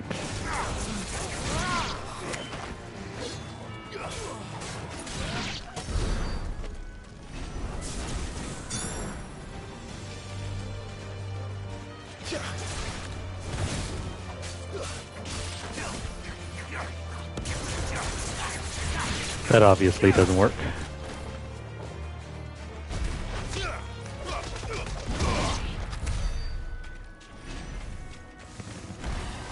Gather these points and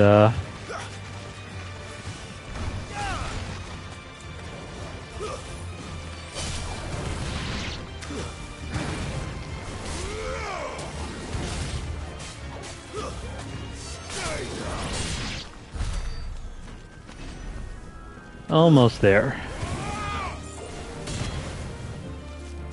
Are these attacks so stubby?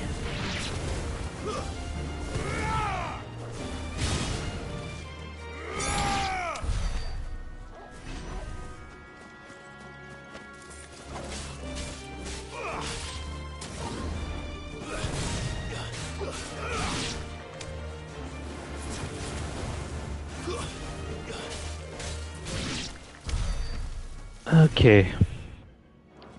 With that out of the way, let's go.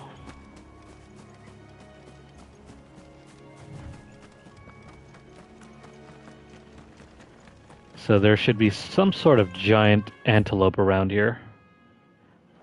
And oh crap, what is that over there?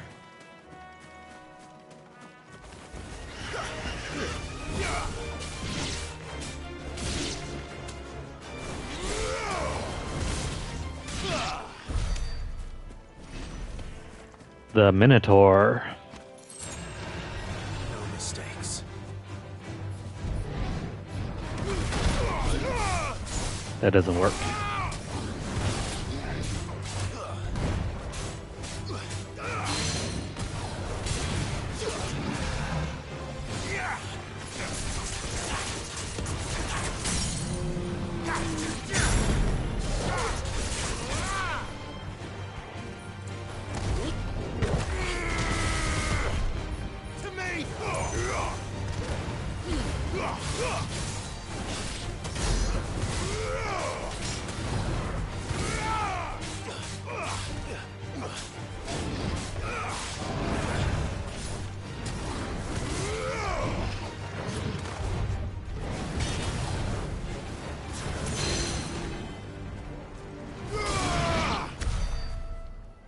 Take that, you. Alright, so let's move on over to the area that we need to be at. Enough of these enemies. We're not really gaining very many points here. If I were a giant antelope, it would seem like just the place. The elder antelope. I doubt we'll find one bigger than that. You hungry, Torgal? Really, that's it?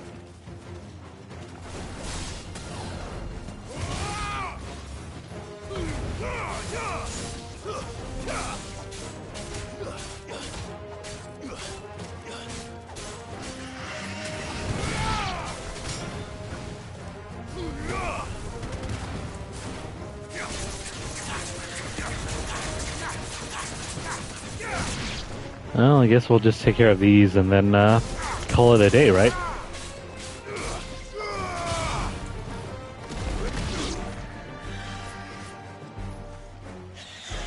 Attack, please.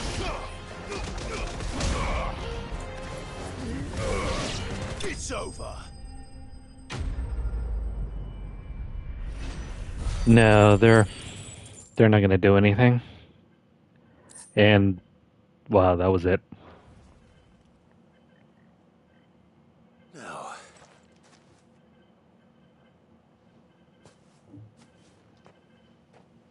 Will it be enough, I wonder?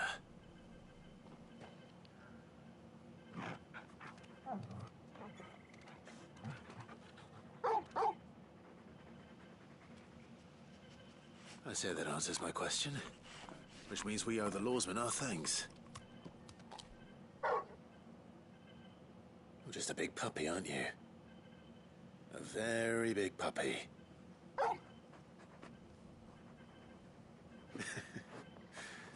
You do know you can take that with you, Torgal. Lady Karen will be relieved to hear you've got your appetite back. Come on, boy.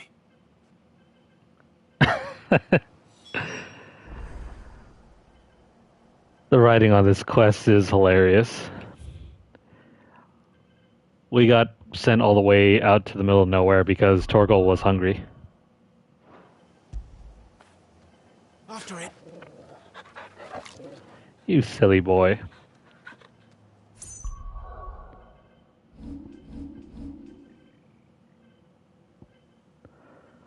Okay, so...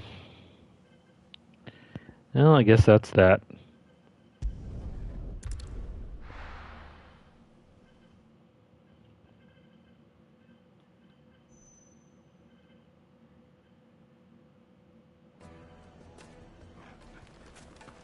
People take notice of wealthy men. Shouldn't be too hard to track down Karen's collector. The St. Drake's Fang is gone. The whole Mother Crystal gone. What are we gonna do? Back again, are you? Any more trouble and you'll be barred for life, however deep your friend's pockets might be. Oh, hey, it's the grumpy serving girl. Yeah, you. Listen, I've got this theory. The are still living among us. You could be one of them.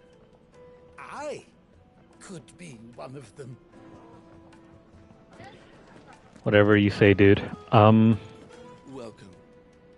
If you're hoping for a bed, I'm afraid you'll have to look elsewhere. One of our wealthier patrons has purchased the use of every room. Where is this guy supposed to be at? My reputation will be ruined! Ruined! Calm yourself, Lord Ignac, I beg of you, before you do yourself a mischief. Pardon the intrusion, but... Out! Get out! I paid for these rooms so I wouldn't be disturbed. Leave me be! Please, allow me to apologize. His lordship is going through a difficult time, and he's never been fond of guests arriving unannounced. Radim! Get rid of the filthy oaf this instant! Very good, Lord Ignac. Would you mind stepping outside for a moment?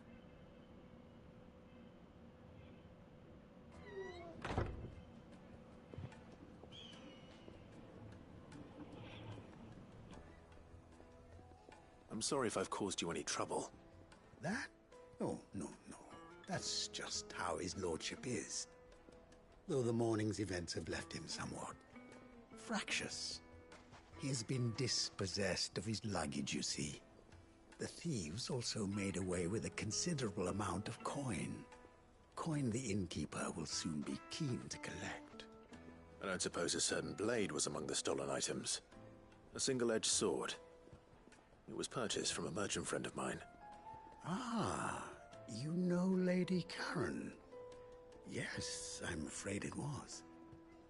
Then I'll retrieve Lord Ignac's luggage. But I have one condition. You have but to state it. You are welcome to anything that is within my power to grant. I want an audience with Lord Ignac. A few minutes should be enough. Then I'll be on my way. A condition I would be a fool to refuse. Of course, you shall have your audience. I don't suppose you saw where the thieves went? I did not, no. Though some discreet inquiries made on his lordship's behalf mean that I know where you might find them. The bandit's bed. Every ill-gotten coin in Dalamal is said to pass through that disreputable corner of the Valcroy. And that's where I'm heading. I shall speak to Lord Ignac in your absence, and arrange for an audience upon your triumphant return. That will be very kind of you. Farewell, and best of luck.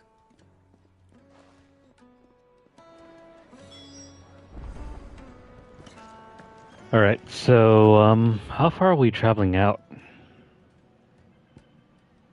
Oh, it's all the way up there. Let us make our way to it.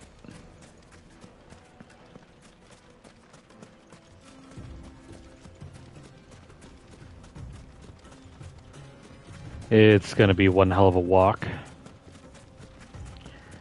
So I hope you guys are up for this.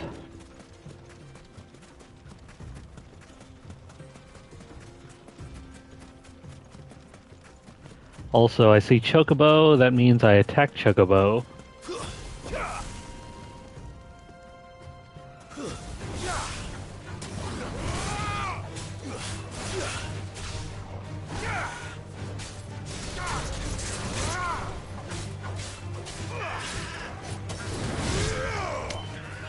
Take that.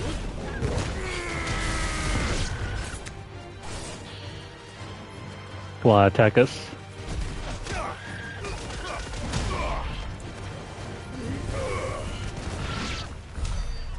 Well, I screwed that counter up. Also, how the hell are we supposed to do this heat wave counter?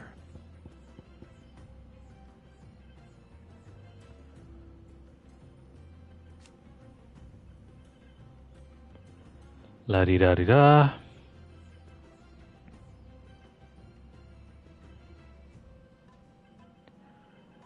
Oh, never mind. I see where this is going. You have to counter projectiles. That's why it hasn't been working. I thought maybe if you were to counter physical attacks it would work, but that is not the case.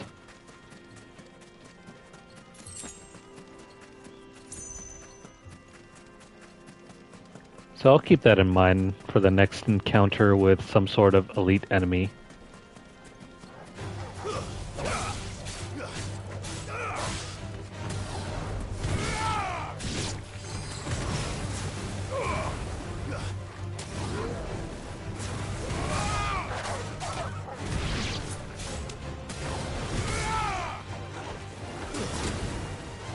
Whoops.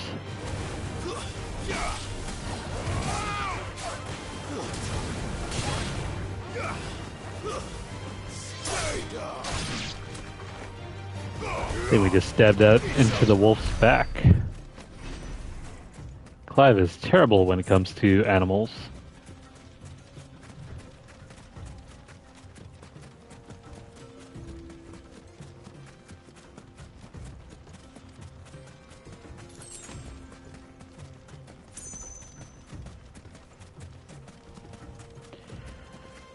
Alright, you mangy chocobos.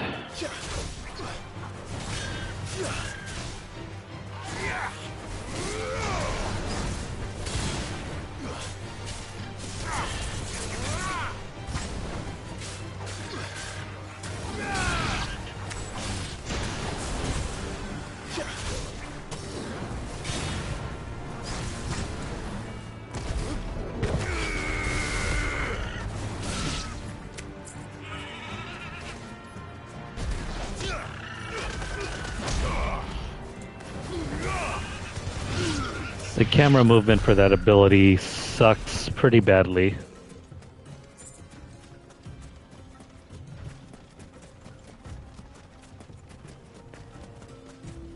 So I heard news that there might be a PS5 Pro in the future. I would gladly love to see the light of day on that thing.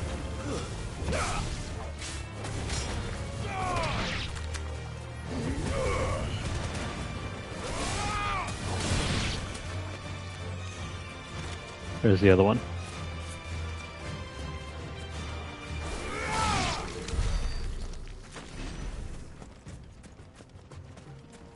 Okay, enough of that. Let's go find our reward.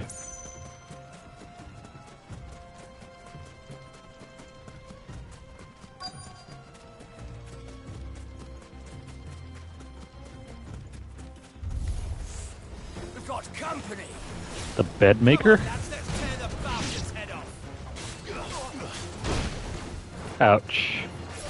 Not nice, dude.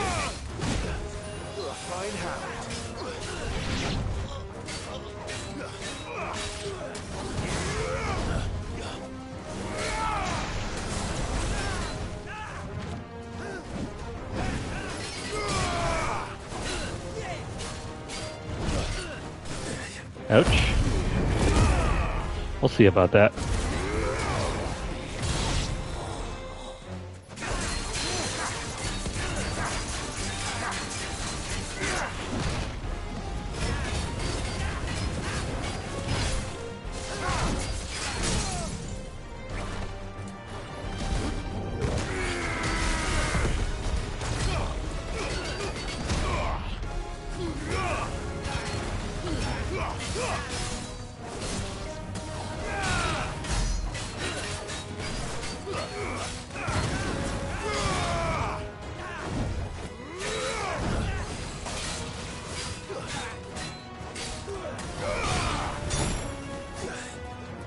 Come on.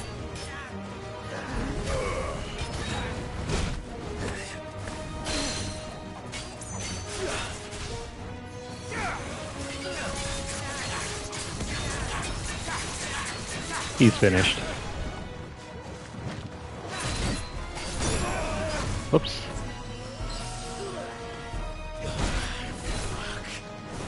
Trying to do that parry, but no luck there.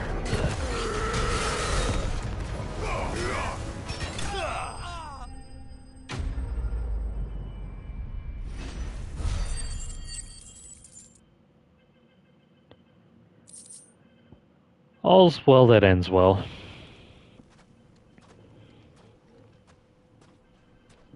This must be Ignac's luggage. Nothing seems to be damaged. All right. Let's get it back to Delamel.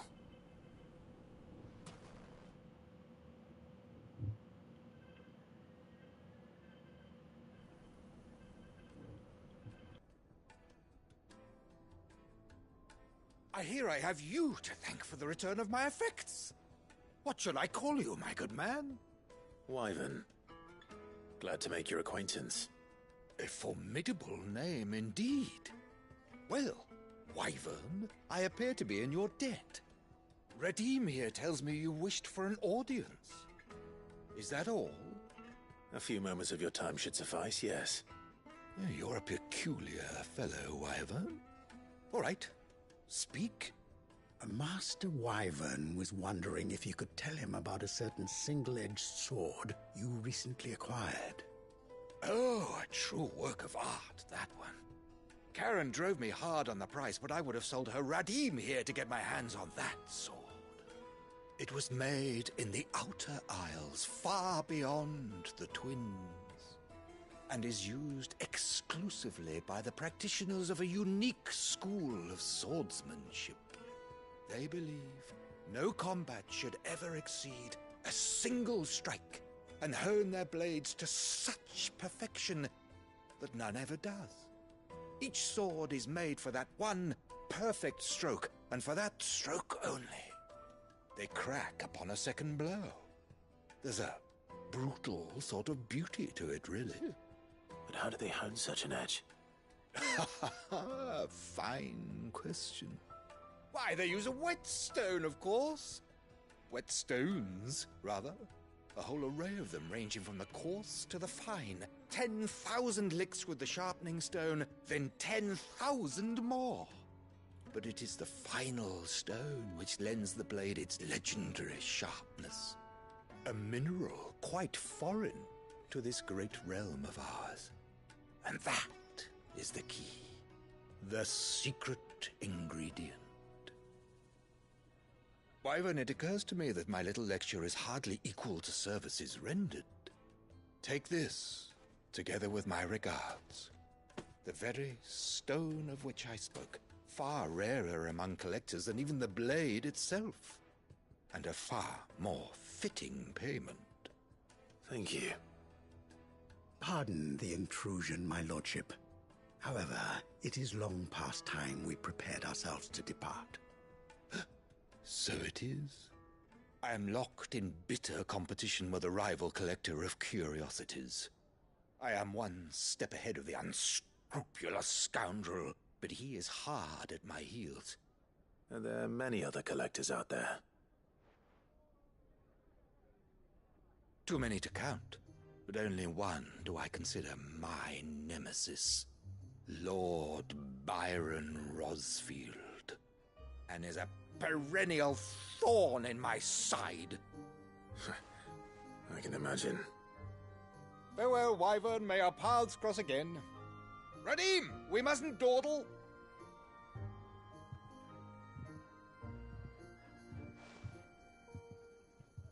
I think his lordship is rather taken with you, Master Wyvern.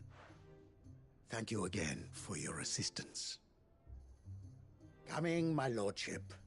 I'll be right there.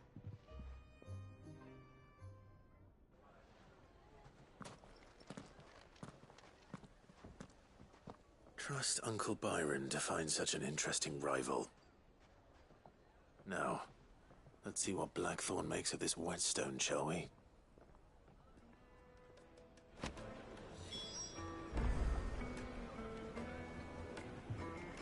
Sweet. Alright. Whetstone in hand, let's head back. Oh, wait, hold on.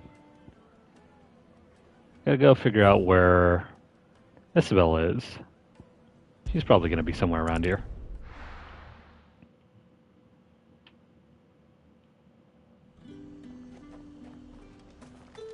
There's talk that the Glassgate flood has finally spread to the... Also, I see that we have new items for sale. And what can I do for you? The Enhancer. We already have the Enhancer too, so not gonna bother picking it up.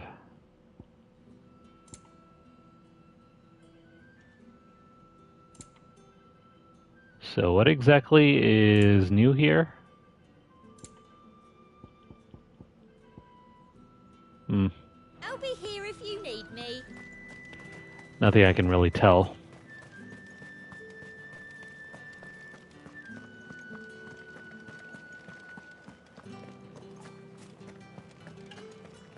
Did you hear? The gates to heaven.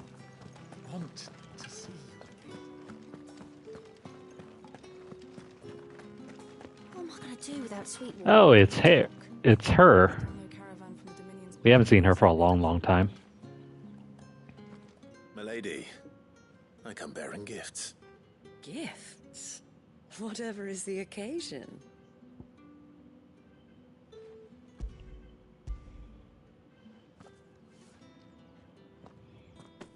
Oh my. Clive, you really have outdone yourself. Otto asked me to give it to you. To settle the Hideaway's debt with the Veil. And to compensate you for the time it took us to do so. You disappoint me, Clive. I thought you might finally be warming to me. Tell Otto he can keep his baubles. I tried to tell him as much the first time around. The man owes me nothing, nor does the Hideaway. My contribution to the restoration effort was made freely and willingly. It was the least I could do. You once told me Sid did you a kindness. I'd like to do the same. Please, accept it. For my sake. And for Otto's. For all of us. For all you've done. It is rather fetching, isn't it? Very well. Otto is lucky to have you, Clive. I doubt anything could ever replace his son. But you and the others at the Hideaway are the closest thing he has to family. Otto had a son. Long ago, yes.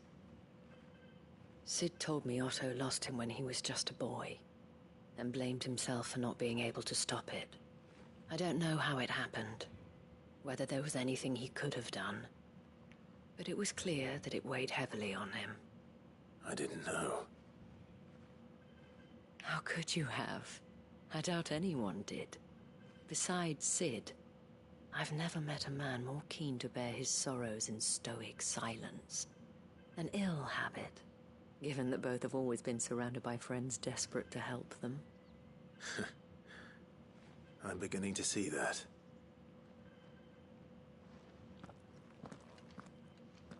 Go will want to know the stones were delivered. If he's still with us. Alrighty. That is the last piece we need to do.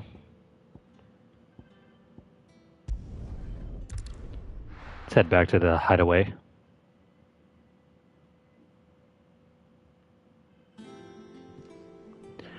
Okay, time to deliver all of our goodies. Oh wait, I forgot about Goat's side quest.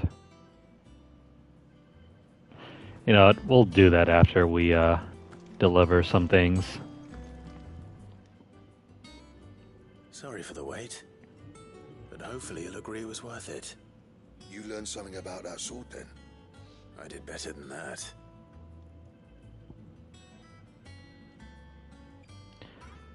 Quarried on the southern continent. Cool.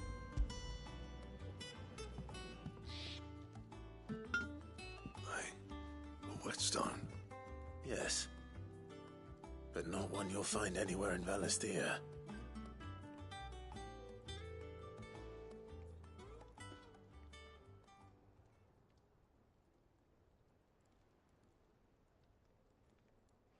No wonder I couldn't get the same finish on the grinding wheel.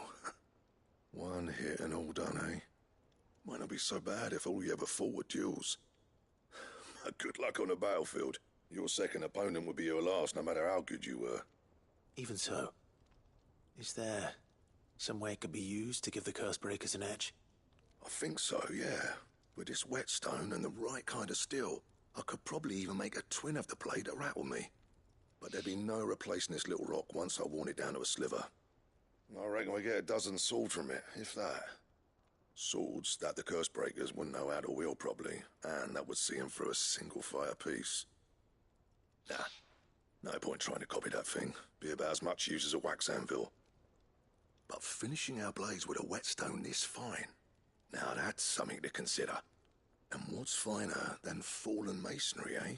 Or more hard-wearing, for that matter. Just imagine it. Good Valisthian steel with an edge as sharp as any found in the Outer Isles. I won't make a copy now. I'll make something much better. I'm sure the curse breakers will be delighted. Just don't push yourself too hard. Don't you worry about me, sunshine. I've been working day and night since I was half your age, and I'll still be here when you're long gone. Hey, thanks, Clive. I mean it. I owe you one, August too. It's good to know someone's looking out for me.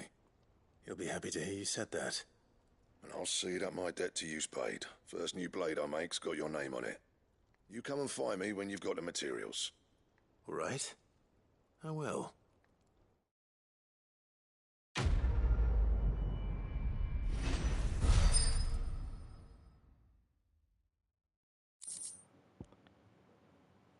First new blade, huh? Let's do that. Do we have any materials for the Excalibur?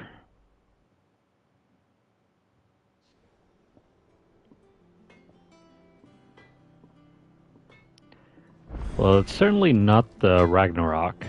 What do you need? What do you want? Or is it? We need a Grimalkin hide.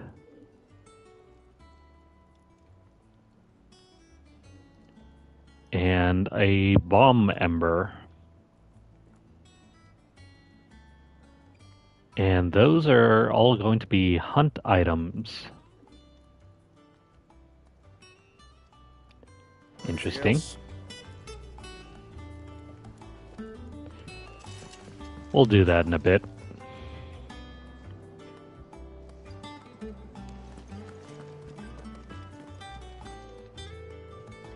I noticed you and Torgal had gone off somewhere. Take him for a walk, did you? You could say that.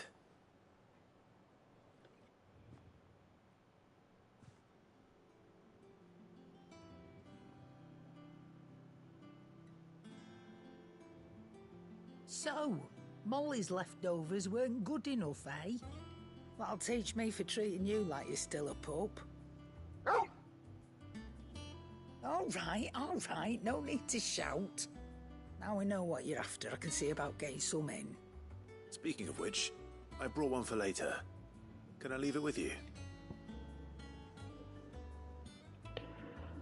So this is the Elder Antelope Femur. I thought it was going to be huge, sort of like those giraffe-like enemies from FF15, but that wasn't it.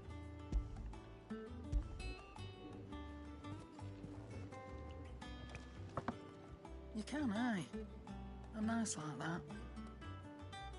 In return, you can thank Tomes for me. The bloody know-it-all. I was just on my way to see him.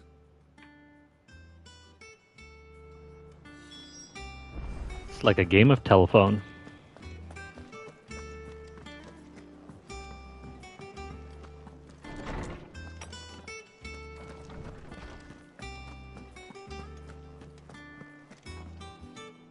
Ah, Clive.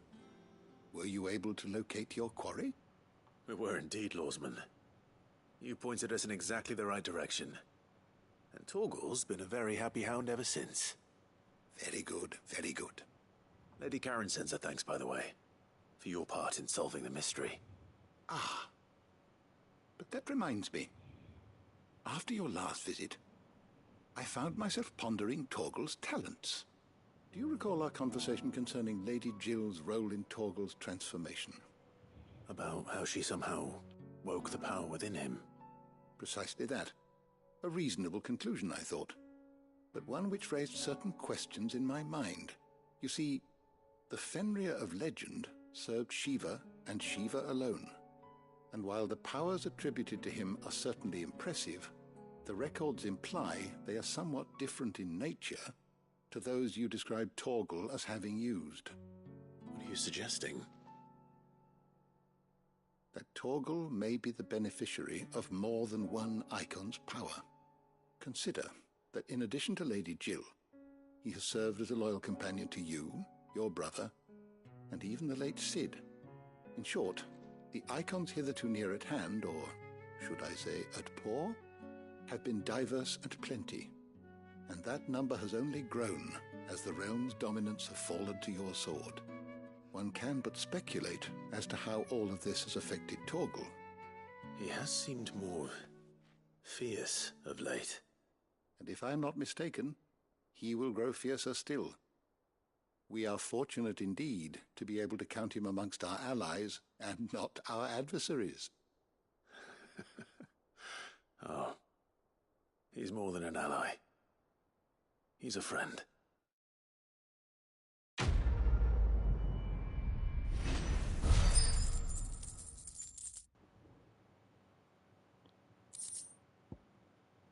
Alright, so now we have a new accessory.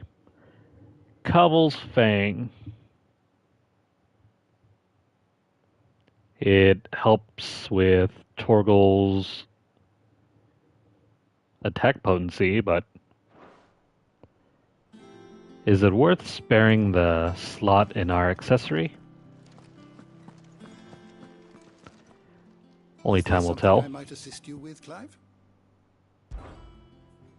I don't believe you've read this particular chapter before. What subject shall we consider today? So close. You are always welcome, Clive. Alright, so we gotta speak to Goat, and then we gotta do that Bomb King thing or whatever. Also, I forgot to speak with Blackthorn about that Kupka entry. Clive. Good bloody riddance. If there was ever a man who deserved a rusty knife in the gut, it was that prick. Not that I'd let you carry around a rusty knife. His death won't bring back the people we lost, but it'll serve... Excuse me, but it'll ease a few hearts. Mine included. Thank you. My arm's still throbbing something fierce. When will I learn to say no to that girl? Today. Today, Blackthorn, you will learn to say no.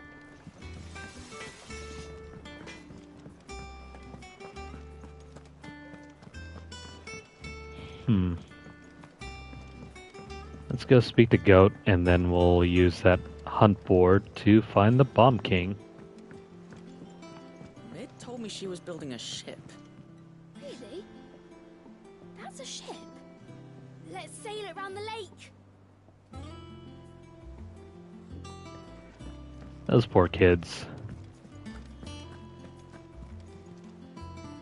Goat. Still alive, I see. So Lady Karen accepted the ruby. Ah, about that. I tried my best, but she was just too stubborn to take it. She threw it right back in my face, in fact, and told me I could stick my stupid stone where the sun don't shine. Karen refused payment. I hope it wasn't something I said. I'm sure you were as tactful as ever. Let me see what I can do. Oh, wonderful. I hope you have better luck than I did.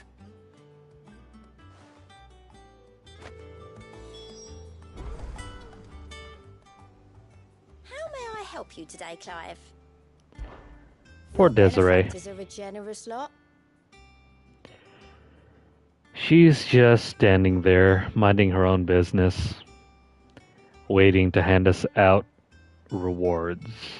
Anyways, the bearer's plight. Few are those who would strive to lighten the burden borne by the crystal's cursed. But if we are to survive the coming storm, we must stand together, bearer and brother, as you have shown us. Signed, a friend in Northreach. Thanks, buddy. Rocks. All yours. We received a pair of rocks. Probably his petrified balls. Oh well.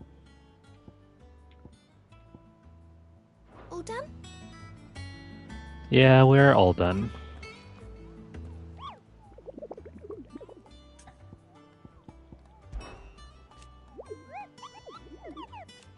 Okay, so the Bomb King is somewhere in Sandbreck. Over in... Where is it? It's going to be in the Croc. So where is the Croc?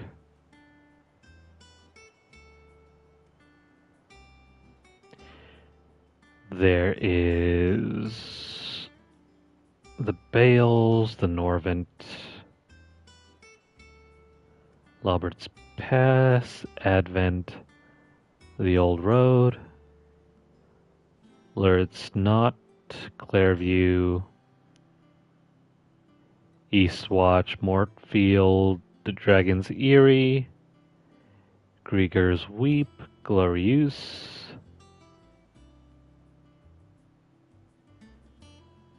Richard's Bales, Moor, Orion Rise. Where the hell's the Croc? Am I just not seeing where it is?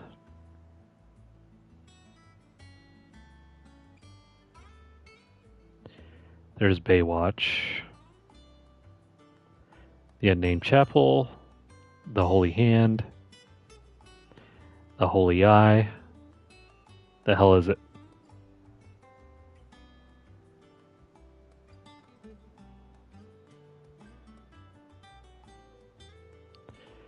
Yeah, weird. I don't see it.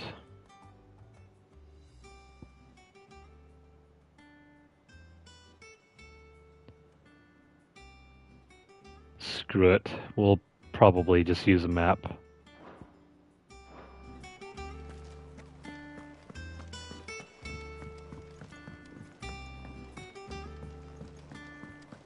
Alright, so let's head over here and cross this off our list.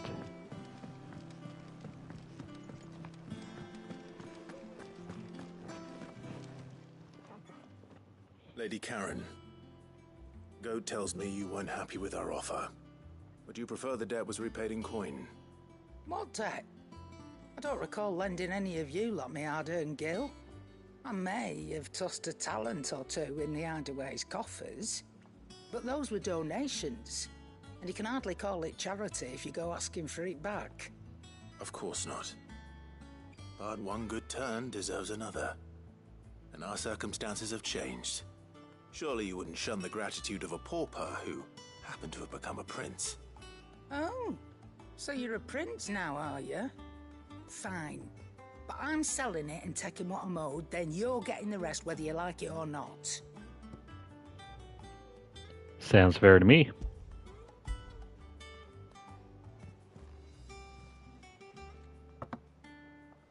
Where'd you even get this? A decent trader might nab 1,000 talents for a star ruby. A canny one, meanwhile, might claim it were nicked from the belt of Sid the Outlaw himself and ask twice as much. Might be I already have a buyer in mind. Might be you even know her. A fine continental maid whose beauty's only eclipsed by a guile in commerce. You wouldn't mind, would you? Not at all. Just be sure to tell her that it's always a pleasure doing business.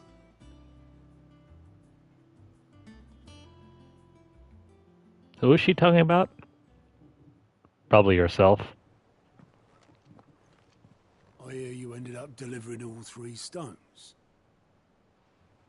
Thanks to this lump. I sometimes wonder what I pay you for. Speaking of which, I still haven't been paid last month's wages.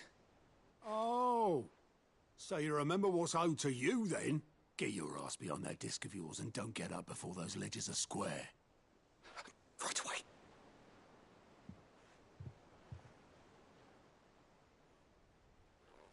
I've seen that before. Yeah, yeah. Plenty of times. It was the only goblet Sid ever used.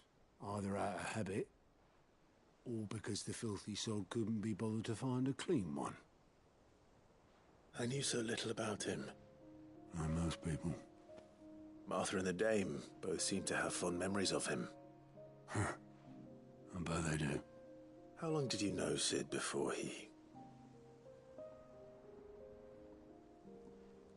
Before he died? 20 summers, give or take. Back in the day, I was a purser on a trade ship, which is where I met him. He bought passage to... I forget where. And having nothing better to do on the long nights, we set up drinking island rum till the morning bell dragged me back to my duties. Quit my post not long after that, on account of making a fine maiden's belly fat. But me and Sid stayed close, promising we'd one day sail the seas again. That was before fate stepped in and said she was having none of it. The magic woke inside my son soon after his first name day, and there was no hiding his knack. Couldn't you and your family have... My family were the ones who summoned the constable, wanted the monster taken away. I couldn't turn my back on him, forget what I felt, and I couldn't for the life of me understand how they could. Luckily, Sid was of the same mind as me. It was him who stood beside me when all I wanted was to tear the whole world down. Him who cried for me when I had no tears left of my own. Him who swore he'd do everything he could to stop it from happening again. And he was true to his word, too. Left the Royal Army once and for all. His ranks, his ribbons, gone. Just like that. Threw away everything he had. All to right a wrong that no one else had the courage to face. I knew then I'd follow that man to the ends of the earth.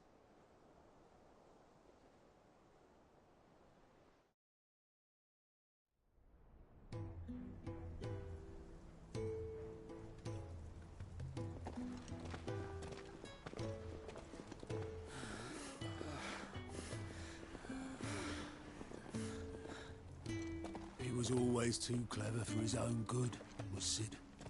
Saw the world for what it really was, while the rest of us were content to go along with the lie we were shown. And it can't have been easy, bearing that burden alone.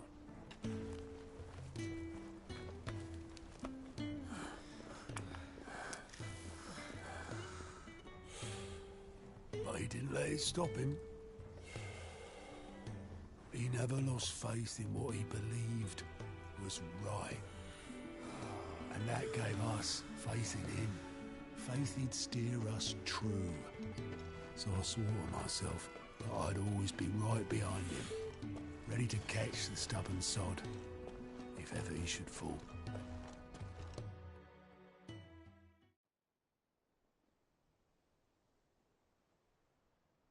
But I couldn't even do that.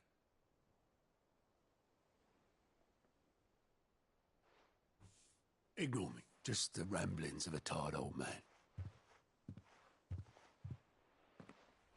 Leave that lot. I'll tidy it up in a bit.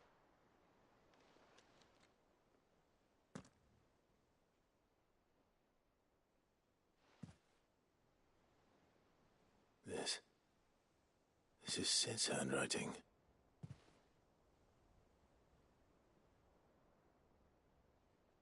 Dear Otto. I may be drunk, but I wanted you to know this place would be fucked without you. Love you, you grumpy old sod.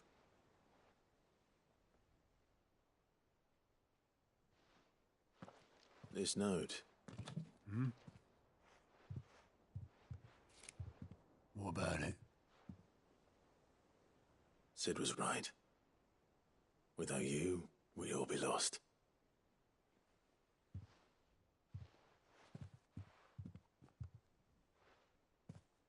He should have bloody well said so then. Just once. Before he went. But then, why would he? Him, or anyone? I'd only have told him to piss off.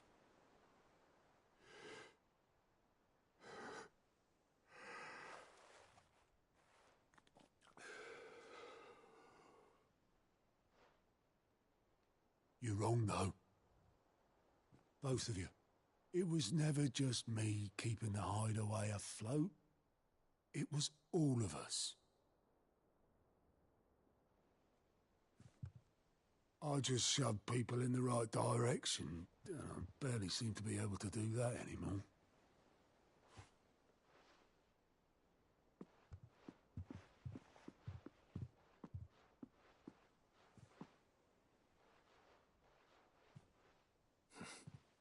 Would you rather Goat at the helm? Well, maybe I've got a few more years left in me. I'm going to hold you to that, Otto. Before you go, Sid would have wanted you to have this. But that's... This'll do me just fine.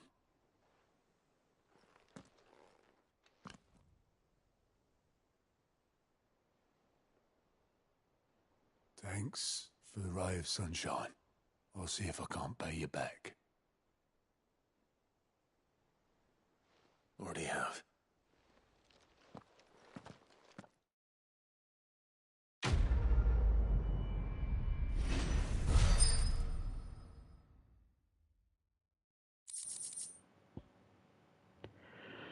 Thanks for the dirty cup, I guess. Even so, that was more meaningful than most other side quests. Well, who'd have thunk? I think that's a good place as any to end this session. Let's go ahead and make a save.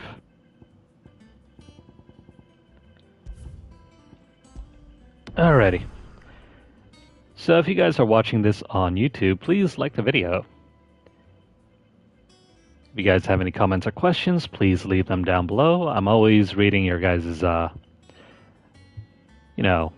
questions and comments and concerns, so feel free to drop them down below. Share the video out wherever you guys can, and subscribe if you haven't already. Please help support the channel. If you've missed out on any of the previous play sessions, make sure to head on over to our playlist. Or if you're interested in any of the other various games we play, we have playlists for those as well, so head on over to the channel. If you guys are over on Twitter, follow us at twitter.com/LunarlightGames. Over there you'll find deals, discounts, as well as news stories about the gaming world, as well as the odd giveaway we run from time to time. Turn on notifications and also check out the pinned posts to see more info. If you'd like to support the channel, you can do so by dropping a tip over at our tip jar on paypal.me/LunarlightGames. The link is down in the description below, so make sure you guys have a look at that. But if you don't have $1 to donate, don't worry about it. Feel free to continue viewing our videos and make sure you guys stay subscribed. Follow us over at twitch.tv/LunarlightGames and also hit the notification bell across all of our platforms to get updates as soon as they're made available. That's going to be it for this session. We shall be returning for more of this game. I feel like we are getting close to about 70 to 80% done with the story campaign. With a sudden deluge of side quests, it feels like it's getting closer. Who knows, though? We still have 14 more levels to go until we hit the cap, so maybe there's more room to run through this game. But yeah. Hopefully we'll get to the end sometime sooner or later. So until next time and until the next video, I hope you guys are doing well. And I hope you guys take care. I'll see you guys again in the next one.